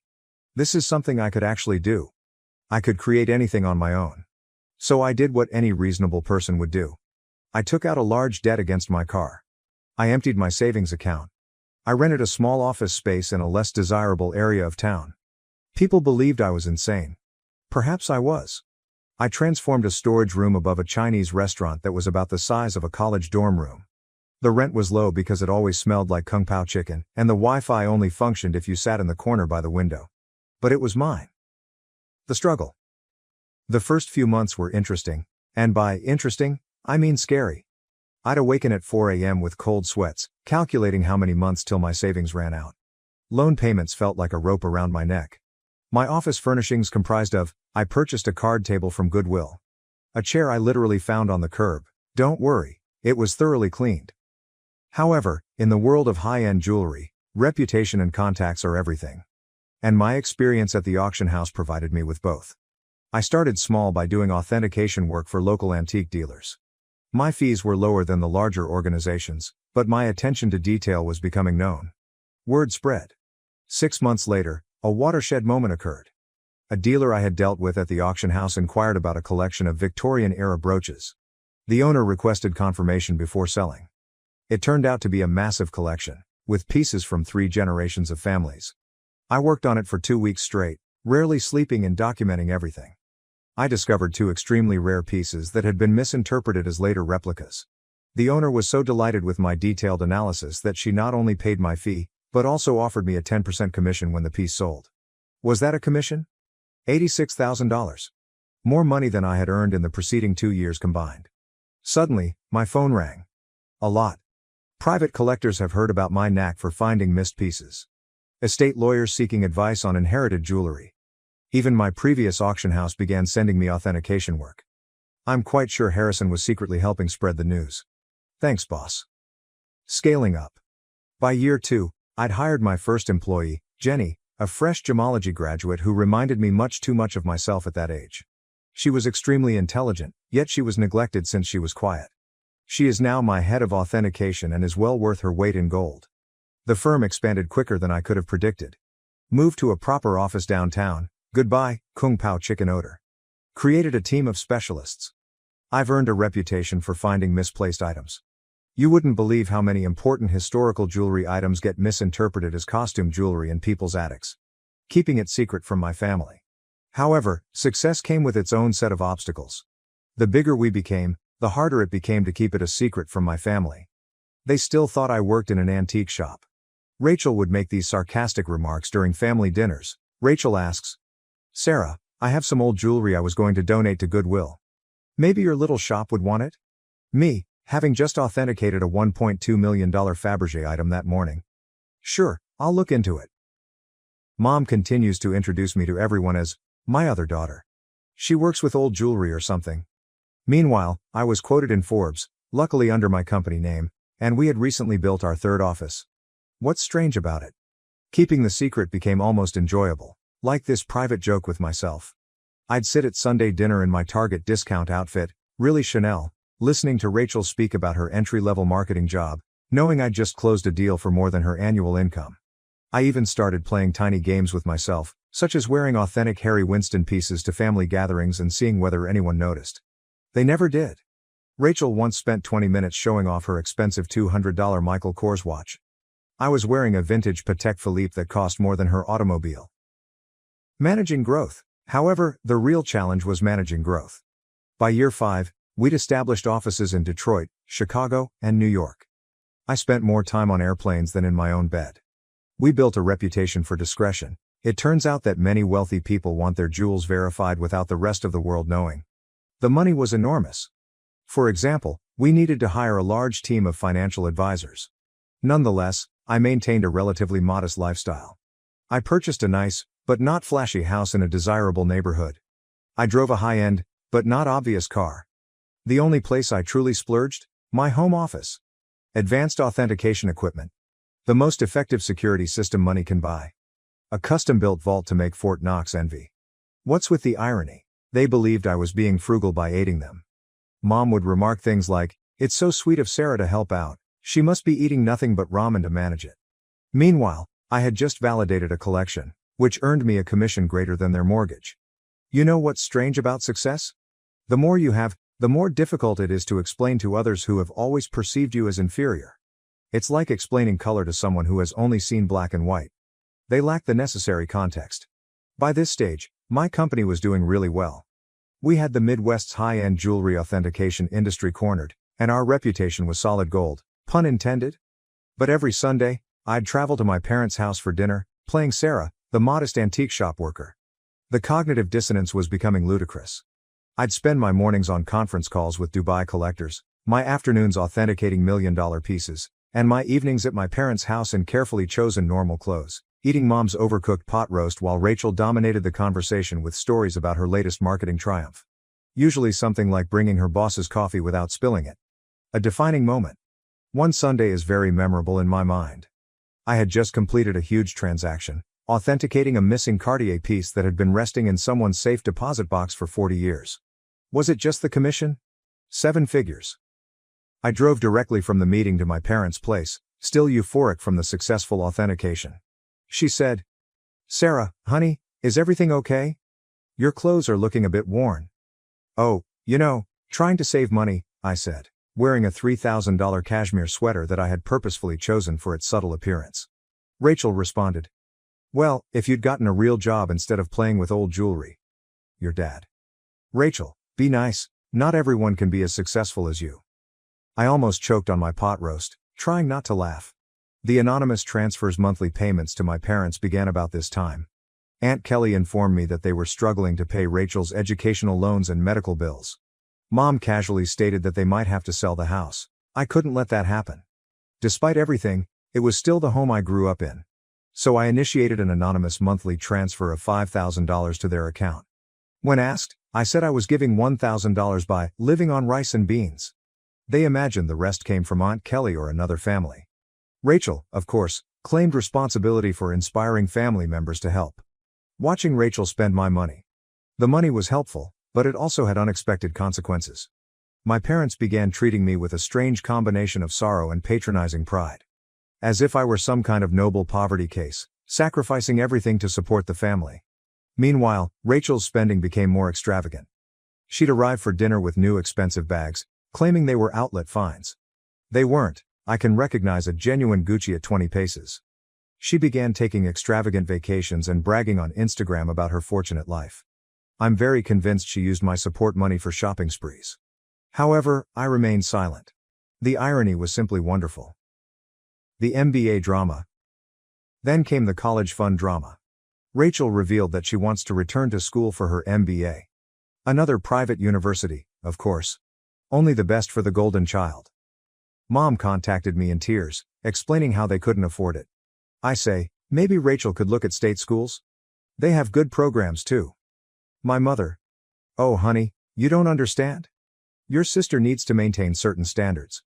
But, speaking of assisting, may I increase my monthly contribution for a few years? I increased it to $7,000 per month. My accounts were unaffected. But witnessing them compliment Rachel for taking initiative with her education, while presuming I was living on ramen to help out, that stung a little. The actual kicker? I was giving a guest seminar at the same business school Rachel wanted to attend. My family didn't know that. The dean personally invited me to give a lecture on luxury goods authenticity and business growth. I had to come up with an excuse as to why I couldn't attend Sunday dinner that week. My own achievement started to feel like a distinct life. As if I were some kind of corporate superhero with a hidden identity. By day, I was running a multi-million-dollar authentication business. By night, well, on Sunday evenings, I was just Sarah, the disappointed daughter who worked at an antique shop. The breaking point, Thanksgiving. The weight of the untruth was becoming heavier. Rachel made rude remarks about my career on multiple occasions. Each time Mom apologized to her friends for my modest lifestyle. Every time Dad suggested I get a real job. I believe I always knew it would end dramatically. I just didn't expect it to implode so spectacularly on Thanksgiving. It began 2 weeks before the holiday. Mom called, weeping about her back discomfort. She had been diagnosed with a herniated disc, and the notion of cooking Thanksgiving dinner for 20 guests overwhelmed her. Now, I'd like to tell you that I offered to help purely out of goodwill. But really? I became tired of pretending her dried turkey was appetizing. My response: why don't I handle the food this year? I can have it catered. She replied, oh honey, we can't afford a caterer. My response: don't worry about the cost. I've been saving up. Mom, concerned. You're not taking out a loan, are you? I coordinated everything with a high-end catering firm that I use for business gatherings. They do incredible work, the kind of food that makes you wonder why you ever bothered to prepare yourself. It cost more than my folks thought I earned in 2 months, but whatever. Thanksgiving morning dawned, and I was feeling quite good. I had my laptop with me because I needed to monitor a major online auction in Hong Kong. This magnificent Art Nouveau necklace was for sale, and I had a customer who was interested in authentication if they won the bid. The lunch arrived on schedule, and everything was properly prepared. Rachel, of course, had to respond. Rachel inquired. Store-bought stuffing? Really, Sarah, Mom's is so much better. This is from the girl who once set off the smoke alarm while making toast. Mom was apologizing to everyone for not cooking herself, but you could tell they were enjoying the meal. Rachel shut up after tasting the maple-glazed Brussels sprouts, which, by the way, cost more per plate than her weekly grocery budget. I stepped away from supper and dessert to check my laptop. The auction was getting intriguing, and I needed to be prepared in case my client won. I set up in my old bedroom, which Mom had kept the same since high school. In the meantime, Rachel's room had undergone 3 renovations. That's when everything went wrong. I had left my authentication program running, with many tabs open that displayed various accounts and current agreements. Rachel came in without knocking, some things never change, to borrow my phone charger. She saw my laptop screen and realized this was her chance to finally expose how pathetic her older sister was. Rachel, smirking. Let's show everyone what Sarah's really been up to. Before I could stop her, she took my laptop and walked into the dining room. The big reveal: picture this. 20 people, including aunts, uncles, cousins, and my parents, filled with gourmet turkey and half drunk on pricey wine, which they mistook for Trader Joe's. Rachel's reaction. Time to see what kind of important work Sarah's doing on Thanksgiving. She flipped the laptop around triumphantly, apparently intending to disgrace me with whatever minor antique transactions she assumed I was working on. The room went completely silent. You could hear the fancy clock I got Mom for Christmas ticking silently. She believed it was a reproduction. My screen displayed, current account balance, $12.4 million, pending authentication contract, $485,000. Recent transaction, $1.2 million, Hong Kong auction, company's quarterly profit report, $4.2 million. Rachel's face shifted through 5 different emotions in 3 seconds. The final one landed somewhere between astonishment and nausea. She actually swayed slightly on her feet. Rachel whispers. This cannot be right. She said. Rachel, honey, what is it? Rachel, voice cracking. She's rich. Sarah's rich. Chaos ensues. If it was possible, the hush deepened even farther. Then Mom began giggling, really laughing. She said, don't be silly. Sarah works at that little antique shop. I rose up carefully, straightening out my basic cashmere sweater, which cost more than their monthly mortgage. Me? Yes. Actually, Mom, I own one of the largest jewelry authentication companies in the country. For years. Those antique shop comments? I authenticate pieces worth millions. That little business you never asked about? It has offices in 3 cities. Dad choked on the liquor. Aunt Kelly dropped her fork. Uncle Mike began coughing terribly. Then Mom's laughing transformed into something else. Her face turned red, then purple. She stood up so quickly that her chair tumbled over. Mom screams, you have millions, and you let us struggle? My response. Struggle? I send you $7,000 every month. She replied. While sitting on millions? Your sister has student loans. So there it was. Instead, congratulations. Not, wow, we're so proud. Just outraged that I hadn't given them more money. Rachel began to cry. Surprising, I know. Sobbing about how she deserved to know, and how I had betrayed the family. Dad joined in. My dad. How could you be so selfish? We're your parents. We raised you. That was when I lost it. Years of being disregarded. Years of dismissal. Years of being considered as a family disappointment. Everything poured forth. My response. Raised me? You shipped me off to grandma's every time I sneezed. You missed every achievement, every award, every milestone, because Rachel might feel left out. You never saved a penny for my college but took out loans for her private school. And now, you're mad that I built something for myself. The following 5 minutes were chaotic. Mom screamed about family obligations. Dad is yelling about ungrateful children. Rachel alternated between sobbing and demanding to know just how much money I had. Meanwhile, the fancy catering team attempted to serve dessert while seeming exceedingly uncomfortable.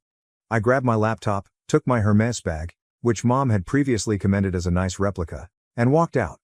Behind me, I could hear Mom discussing how to spend my money, something about Rachel's MBA and a new car. As I went home in my sensible automobile, a limited edition BMW, my phone started filling up with texts. The family group chat burst. Rachel began posting on Facebook about hidden family wealth and selfish siblings. The aftermath. The days after Thanksgiving were like watching a cyclone hit in slow motion. Except that the hurricane represented my family and the debris symbolized my sanity. Let's start with SMS messaging. Within 1 hour of leaving supper, my phone had 47 missed calls. More than 200 messages. Mom followed this intriguing progression. 7:42 p.m. How dare you walk out on family? 8:15 p.m. We need to talk about this like adults. 9:03 p.m. Your sister deserves a share of your success. 10:30 p.m. I've already called a realtor about houses in better neighborhoods. 11:45 p.m. Why aren't you answering? This is your mother. Meanwhile, Rachel had become a full-fledged social media fighter. Rachel, on the other hand, had fully embraced social networking. She wrote an enormous rant on Facebook about how her millionaire sister had been hoarding wealth while watching her beloved family struggle. The comments section was insane. Distant cousins and former high school classmates, whom I hadn't spoken to in years, suddenly formed strong ideas about my moral character. But this is the bit that really grabbed me. Rachel actually posted, all those years of me trying to help Sarah's career, giving her advice about moving up from that little antique shop, and she was secretly wealthy. The betrayal hurt so much I nearly threw my phone across the room. What was the only career advice she ever gave me? I suggest I try selling jewelry on Etsy. If you're unfamiliar with the term, flying monkeys occur when toxic family members send others to guilt trip you.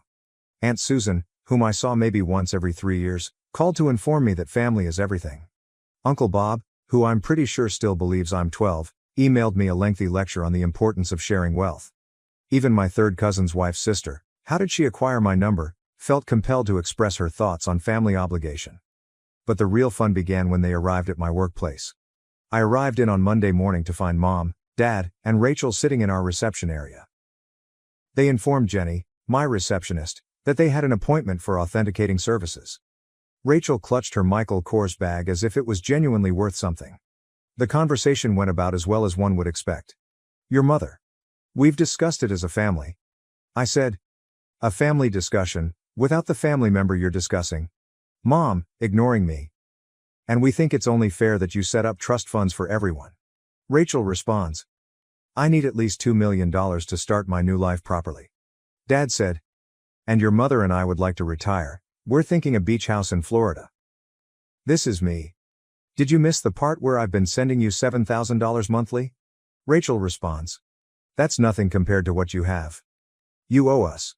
You're thinking, I owe you? For what, exactly? The years of being ignored? The missed graduations? The constant comparisons? Mama. Don't be dramatic, Sarah. We gave you everything. My response. No. I gave myself everything, and you know what? I'm done. Right there in my own office lobby, I took out my phone and canceled the monthly transfers to their account. Mom gasped as if I'd slapped her. Rachel began her phony crying performance, but quickly stopped when she saw it wasn't working. Then things became ugly. They refused to leave. I had to contact security. Seeing my 60-year-old mother being dragged out while yelling about ungrateful children was bizarre. Jenny asked whether I wanted to press charges. I said no. However, I did have their names placed on the building's do not admit list. The harassment lasted for weeks. New telephone numbers. Fake email addresses. Even tried to contact me through my company's customer service. I finally had to issue a formal legal notice, threatening harassment charges. Mom then played her final card. She called Grandma Marie. But here's the thing about Grandma Marie, she is wiser than all of them together. How did she respond? Good for Sarah. About time someone in this family succeeded on their own terms. Mom did not speak with her for 2 months after that. It has been 6 months since Thanksgiving. I relocated to a new home, with better security. I changed all of my numbers. What about the company? We are doing better than ever. It turns out that my family problems attracted several high-profile clients who respected my caution in the circumstance. Rachel continues to write passive-aggressive updates about toxic wealth and family betrayal. According to what I've heard, she is beginning her own jewelry authentication firm. Good luck on that. Mom and Dad finally stopped trying to contact me when my lawyer wrote them an official letter outlining how the harassment charges would affect their lives. They're now informing everyone that they never wanted my money anyway, and that they're praying for my salvation. What's the best part? For the first time in my life, I feel liberated. No more Sunday dinners full of sly insults. No more downplaying my accomplishments to spare their feelings. No longer financing for the Rachel show. My therapist believes I am finally establishing healthy limits. I say, I am finally living authentically. So, that is my story. Reddit? Thanks for allowing me to share it. Special thanks to the catering firm, who sent me a Christmas letter stating that the Thanksgiving meal was the highlight of their year. Edit, responses to common questions. Yes, I am still in treatment. No, I do not regret cutting them off. Yes, Grandma Marie is doing well. She's coming to visit next month to help me catalog a new collection. One last thing. To Rachel. I know you're probably reading this. What about the Cartier bracelet you're wearing in your most recent Instagram post? Definitely a fake. Just saying. I stopped babysitting for my Sil due to poor health. She didn't understand and even accused me of stealing money and even sued me for defamation. For the past 2 years, I, Aria, 33F, have been the primary babysitter for my sister-in-law Gui, 37F. Her children, Mia and Noah, were adorable, and despite Gui Ophir's entitled demeanor, I really enjoyed spending time with them. I recall when Mia was a toddler and Noah was a newborn. I would spend hours with them while Gui Ophir did whatever she wanted. I would play games with Mia, assist her with her arts and crafts, and even read books to Noah. It was a lot of fun. Even though I didn't have my own children, I became really devoted to them. However, things began to alter a few months ago. I was diagnosed with a chronic disease, which affected me more than I anticipated. I had to dramatically change my lifestyle. I used to be full of energy, constantly doing something, whether it was running errands or assisting with family matters. But suddenly, my body couldn't keep up with the speed. I was continuously exhausted, and even basic things felt like mountains I had to conquer. The doctor gave me severe advice. I needed to reduce physical and mental stress. At first, I attempted to ignore it, hoping to get through. But it rapidly became evident that this was not something I could just dismiss. Some days, I couldn't even get out of bed without feeling absolutely exhausted. So, regrettably, I informed Gui that I would no longer be able to babysit regularly. I described everything, how my health had changed and how I needed to prioritize self-care. I wasn't seeking compassion, but rather understanding.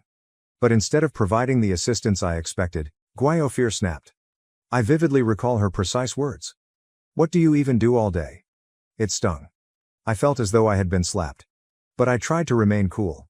I wasn't just lounging around all day, I was in constant pain and exhausted, which she couldn't understand. Yet here she was, making it appear that I was simply being lazy. It hurt. She went on to add that babysitting her kids wasn't even difficult, and that I was selfish for not assisting. I attempted to explain again, but reasoning with Gui Ophir is like talking to a brick block. She didn't listen. No matter what I stated, she was convinced I was exaggerating. I couldn't keep responding to her, so I decided to stop and hope she'd let it go. But she didn't. Every few days, she'd message me, wondering when I'd start babysitting again or expressing her desperate need for assistance. I felt like I was being guilted into giving in. At first, I tried to be strong and stick to my decisions. I was really concerned about my health and realized I needed to listen to my body. But after a few weeks, I began to have a creeping sensation of shame. I kept thinking of Mia and Noah. They were really sweet, and I felt like I was leaving them. It made me doubt myself. Was I being selfish? Perhaps I was simply overreacting to my condition. Perhaps I could still help out a little, just not as much as before. But then I'd remember how my body felt after overdoing it. That notion would bring me back to the facts of the situation. It wasn't only about me anymore. It was about my health, well-being, and my ability to care for myself over time. I didn't want to end myself in a worse situation because I felt guilty. In the end, Gui did not respond as I had expected. She never apologized or acknowledged how my health was hurting me. Instead, she sulked for several weeks. I didn't hear anything from her, other than the occasional passive-aggressive remark.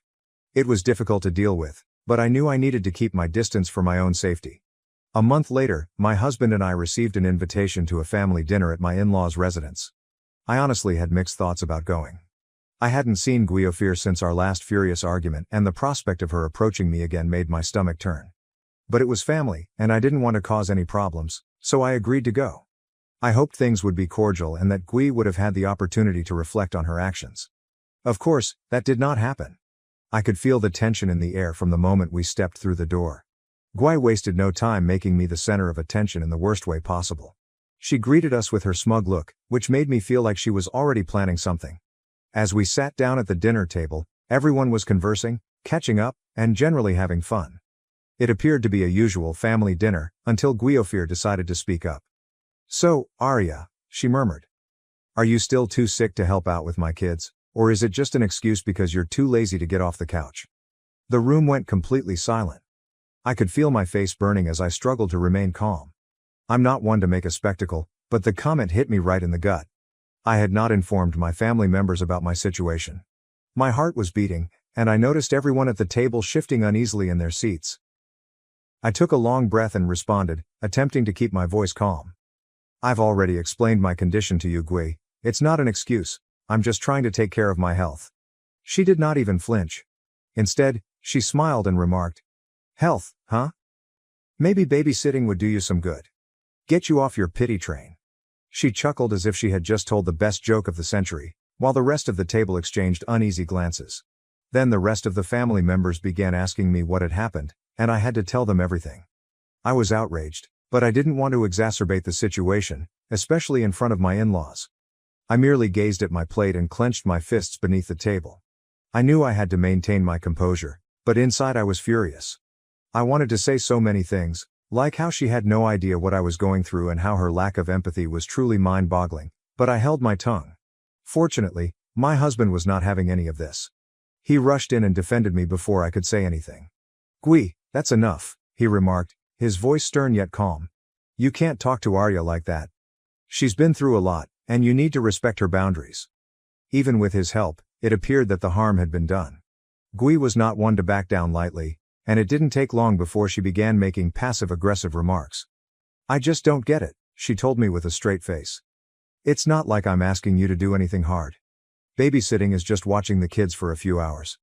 I don't understand what the big deal is." Everyone else at the table simply stared at their food, hoping that the conversation would cease. But it did not. Gui continued to press. "Maybe if you actually helped out, you wouldn't be so tired all the time." At this moment, I was finished. I was about to snap, but I did not want to cause a scene.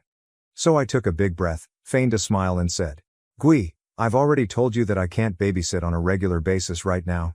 If you don't understand that, perhaps we should just leave it at that." She didn't say anything after that, just looked at me curiously.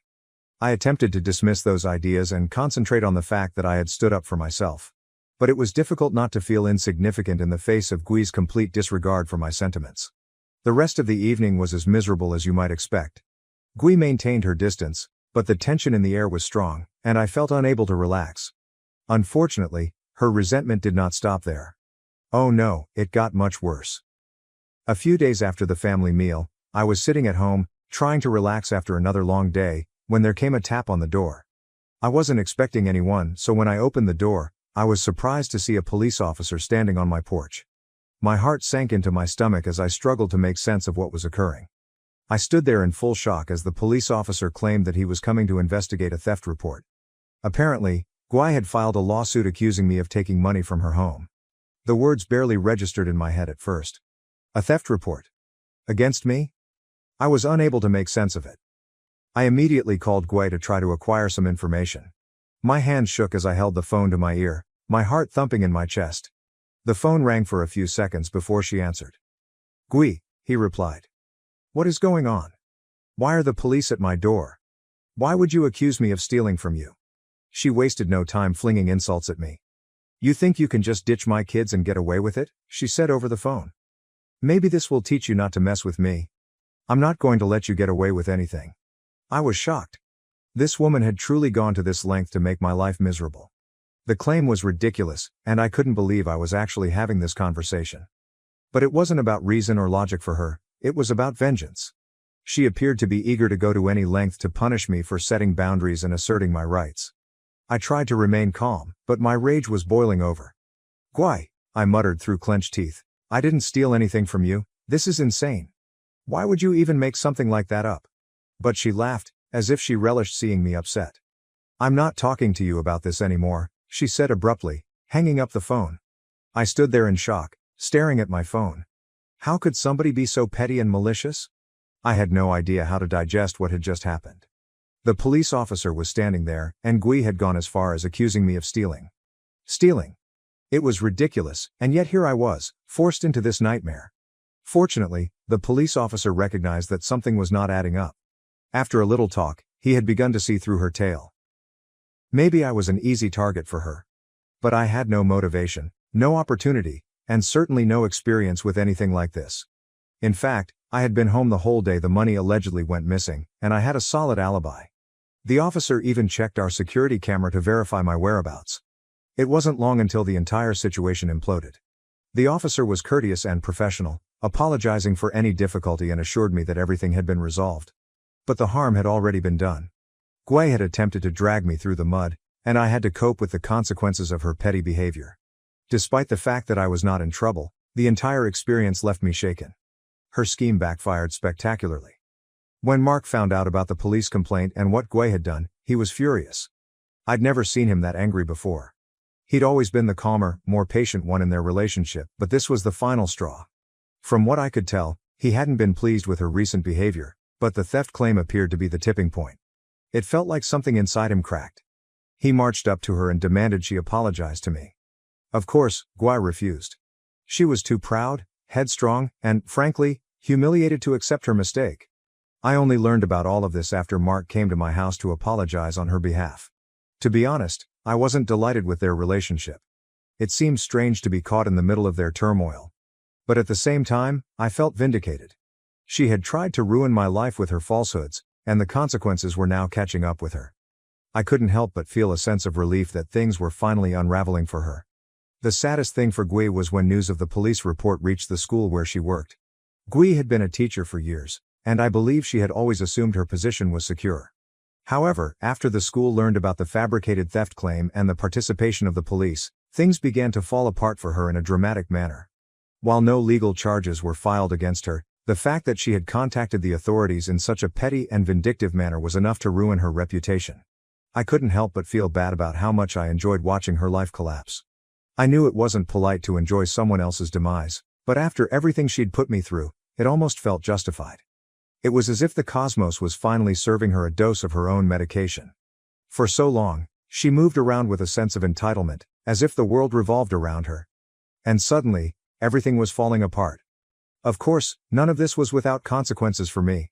As much as I wanted to move on and leave this mess behind me, it seemed like every time I took a step forward, I was drawn back into the drama. I began to feel sorry for the folks in our family who were caught in the middle, trying to decide which side to take. A few family members felt sorry for her and suspected that I had exaggerated or misread her intentions. But for the most part, they supported me. Still, there were awkward occasions at family gatherings when I had to act as if nothing was wrong when, in reality, things had gotten exceedingly strained. Gui's life has fallen apart, and it appears that she is blaming everything on me. She lost it during another one of our family confrontations, pointing her finger and yelling that I was to blame for everything that had gone wrong. She exclaimed that if I hadn't been so theatrical during babysitting, none of this would have occurred. It seemed as if everything that had gone wrong in her life was now my fault. But I had already learned to maintain my composure. I did not participate in the yelling match.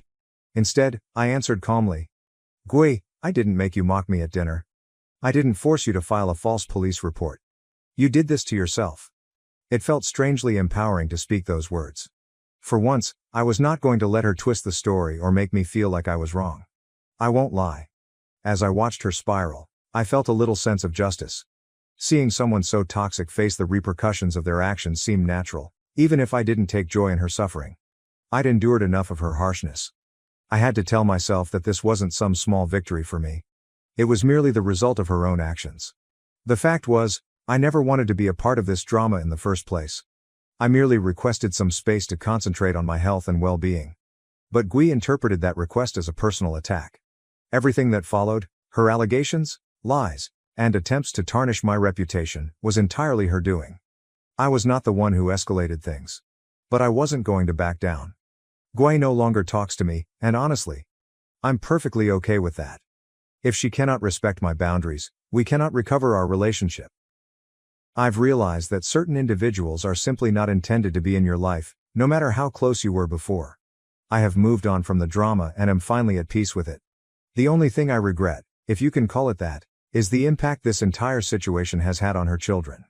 Mia and Noah were completely innocent throughout all of this, and I have always loved them as if they were my own. I remain hoping that kids will grow up to be kinder and more understanding than their mother. I do not want children to inherit her bitterness and venom. However, the situation does not end here. Gui now faces serious consequences for making a fraudulent police report. I honestly didn't expect her to be held accountable, but it appears she is being investigated for making a fraudulent allegation. It appears that she may be required to pay a fine or face some type of penalty. Frankly, it could not have occurred to a more worthy individual. I'm not sure what the legal implications will be for her, but it appears that she'll have to deal with it one way or another. Of course, even as the walls close in on her, she refuses to accept responsibility for her deeds. Gui began calling me in an uncharacteristically out-of-touch manner. She's actually asking me to pay her fine. Yes, you read that correctly. She wants me to pay for the mess she made, as if I owe her anything after everything she's put me through. It's truly comical, and I'm just sitting here shaking my head. At first, I had no idea how to reply. It's not like I want to go back and forth with her. Every time we communicate, I feel like I'm taking a step back in my healing journey. But this was different. This was her attempt to manipulate me one more time. And I was not having it. I've spent the last 2 months focusing on myself and regaining my peace. And this phone call felt like a slap to the face. She had no right to ask for anything after how she treated me. But then she brought her children into it and attempted to make me feel bad. I don't know what to do now. Do you have any suggestions? Update. 1. Hello, folks. I know some of you have asked about my condition, and I'd like to clarify that I don't feel comfortable posting too many specifics about it here. I hope you understand. But I will admit that it causes me to feel physically weary pretty quickly. I'm still getting used to it, and it's been a challenge. I'm learning to pace myself, but it's not always simple to explain, especially given other people's expectations. A couple of you also wondered how I ended up babysitting for Gui, so I thought I'd tell you a little bit about it to provide some perspective. Several years ago, I lost my job. To be honest, I had a difficult time. I'd been working in a tough capacity that frequently left me feeling burned out. After losing that job, I was at a crossroads, wondering what to do next. I didn't want to rush into another full-time job that would be equally hectic, so I decided to take some time to figure things out. Around that time, I acquired a part-time remote job that proved to be a true blessing. It's flexible, pays well, and I can work from home, which gives me more control over my schedule. Honestly, it's been a terrific balance that I've been able to maintain. Even though it is only part-time, my husband has an excellent job, which helps. We've been able to maintain a decent financial situation together, so things worked out, even though it wasn't the job route I had planned. Now that I was working from home and had more spare time, I began looking for activities to occupy my days. That's how I ended up babysitting for Gui. You know, Gui and I have always been related, but our relationship has had its ups and downs. She's not the easiest person to get along with, but when I lost my job, I had a lot of free time and figured I could help out with her kids. It began when she had to leave for a trip with her pals and her regular babysitter canceled at the last minute. She asked if I could step in, and I agreed, despite my reservations about the concept. I assumed it would be something transitory, but it eventually became my second job. She kept asking me to babysit, even when she wasn't on a trip. Her children, Mia and Noah, are wonderful, and I actually enjoy spending time with them, so I didn't fear it. But this is when things began to become difficult. What began as a courtesy quickly became something that seemed like an obligation. Gui grew to rely on me more, and before long, I was babysitting on a regular basis. I didn't mind at first, but after a while, it felt like I was doing it for her convenience rather than out of a real desire to assist. It wasn't long before I was juggling a part-time job with babysitting, which was okay when I was feeling well. However, when my situation began to worsen, I felt stretched too thin. Looking back, I can't help but wonder whether I should have established boundaries earlier. I guess I wanted to be the kind, helpful family member who could do everything. However, in the end, it left me exhausted. It's acceptable to say no. Even if someone else is vying for your time and attention, it is okay to prioritize your own needs. Update 2. Hello folks, I realize it's been a while, but I finally have some updates. First and foremost, I'd like to thank everyone who contacted out and offered support during the crazy situation with Gui. It's been a bit of a roller coaster, but I'm doing fine now. So here's where things are. Gui did wind up paying a fee for filing a fraudulent police report, which surprised me given how swiftly it happened. She was further warned that repeating such behavior could result in more serious repercussions. To be honest, I'm glad she had to face some consequences for the disaster she created. It seemed like justice. However, I am not exactly celebrating it. I believe Gui would prefer to pretend nothing happened and go on, but that isn't how this works, right? The more shocking development, however, involves Gui and Mark. They are now separated. That came as a tremendous shock to the family. I never imagined it would come to this, but things definitely reached a breaking point for them. Mark was enraged when he learned about everything Gui did, especially the phony report. That was the last straw for him, and it wasn't long before they began living apart.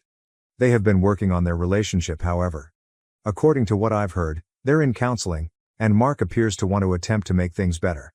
I'm not sure what will happen to them in the long run, but there's still a chance they can work things out, if both of them are ready to put in the effort. At this point, I've removed myself from their drama. It's difficult to care when you've been wrongfully accused of something you didn't commit. Gui still blames me for all that transpired. She refuses to speak to me, which is actually rather reassuring. I don't think I could take much more of her toxicity. There's just so much a person can take until they have to keep their own peace. And right now, I'm doing everything I can to focus on my health and happiness. But, matter how toxic things were, I felt horrible for her. I understand her actions were the result of her personal problems, but that doesn't excuse what she did to me. I learned the hard way that just because someone is kin does not imply they have your best interests in mind. Even if you strive to help them, some people will manipulate and take advantage of you. And at some point, you must draw a line. The fact that I can no longer see Mia and Noah has made things a little more difficult. I miss those children. They were an important part of my life for a long time, and despite the difficulties with Gui, I actually enjoyed spending time with them. They're both brilliant and sweet children. It's weird not to be a part of their life anymore. I know they miss me, but I'm not sure if I'll see them again. Gui has made it clear that she wants nothing to do with me, and I do not want to overstep my boundaries. Update 3. Hello, everyone. I know it's been almost a month since my last update, but I finally have some new content for you. A lot has happened, and I feel like I've been on a roller coaster recently. Thank you to everyone who has reached out to me. Your warm words and support mean everything to me. So, let us start with Gui and Mark. Believe it or not, they're back together now. Yeah, I was startled too. Given all that had happened, the drama, the accusations, and everything else, I assumed that was the end of their relationship. However, they managed to resolve the situation. It's bittersweet for me. As glad as I am that they are finding a path forward, I still haven't seen Mia or Noah. Honestly, I miss those children. I spent a lot of time with them, and they became an important part of my life. But with everything that happened, I can't seem to find a way back into their life. I know Gui has made it clear that she no longer wants me connected, and I do not want to break any limits. But I can't stop feeling like I'm losing out. I still think about them all the time and hope they are doing well. On a personal note, my illness has deteriorated in recent weeks. I won't go into too much detail, but let's just say I've been battling more physically. I was doing okay for a while until I had some flare-ups that brought me down. It's been a challenging few weeks, and there were times when I wondered how much longer I could continue. I was fatigued, and there were days when getting out of bed seemed impossible. I've been seeing my doctor more often and changing my treatment plan. Slowly but surely, I'm feeling better. But, I'm not going to lie, there's an underlying concern that things could turn terrible again at any point. I simply need to take it one day at a time and be gentle to myself. I'm grateful that my hubby has been so supportive throughout this. He's been an incredible rock for me, and I'm not sure what I'd do without him. Anyway, that's where I am right now. I'm grateful for the help I've received, and I hope everyone is doing well. I'll let you know if anything more happens, but for now, I'm simply taking it one day at a time. Thank you again for being there for me. It truly means the world.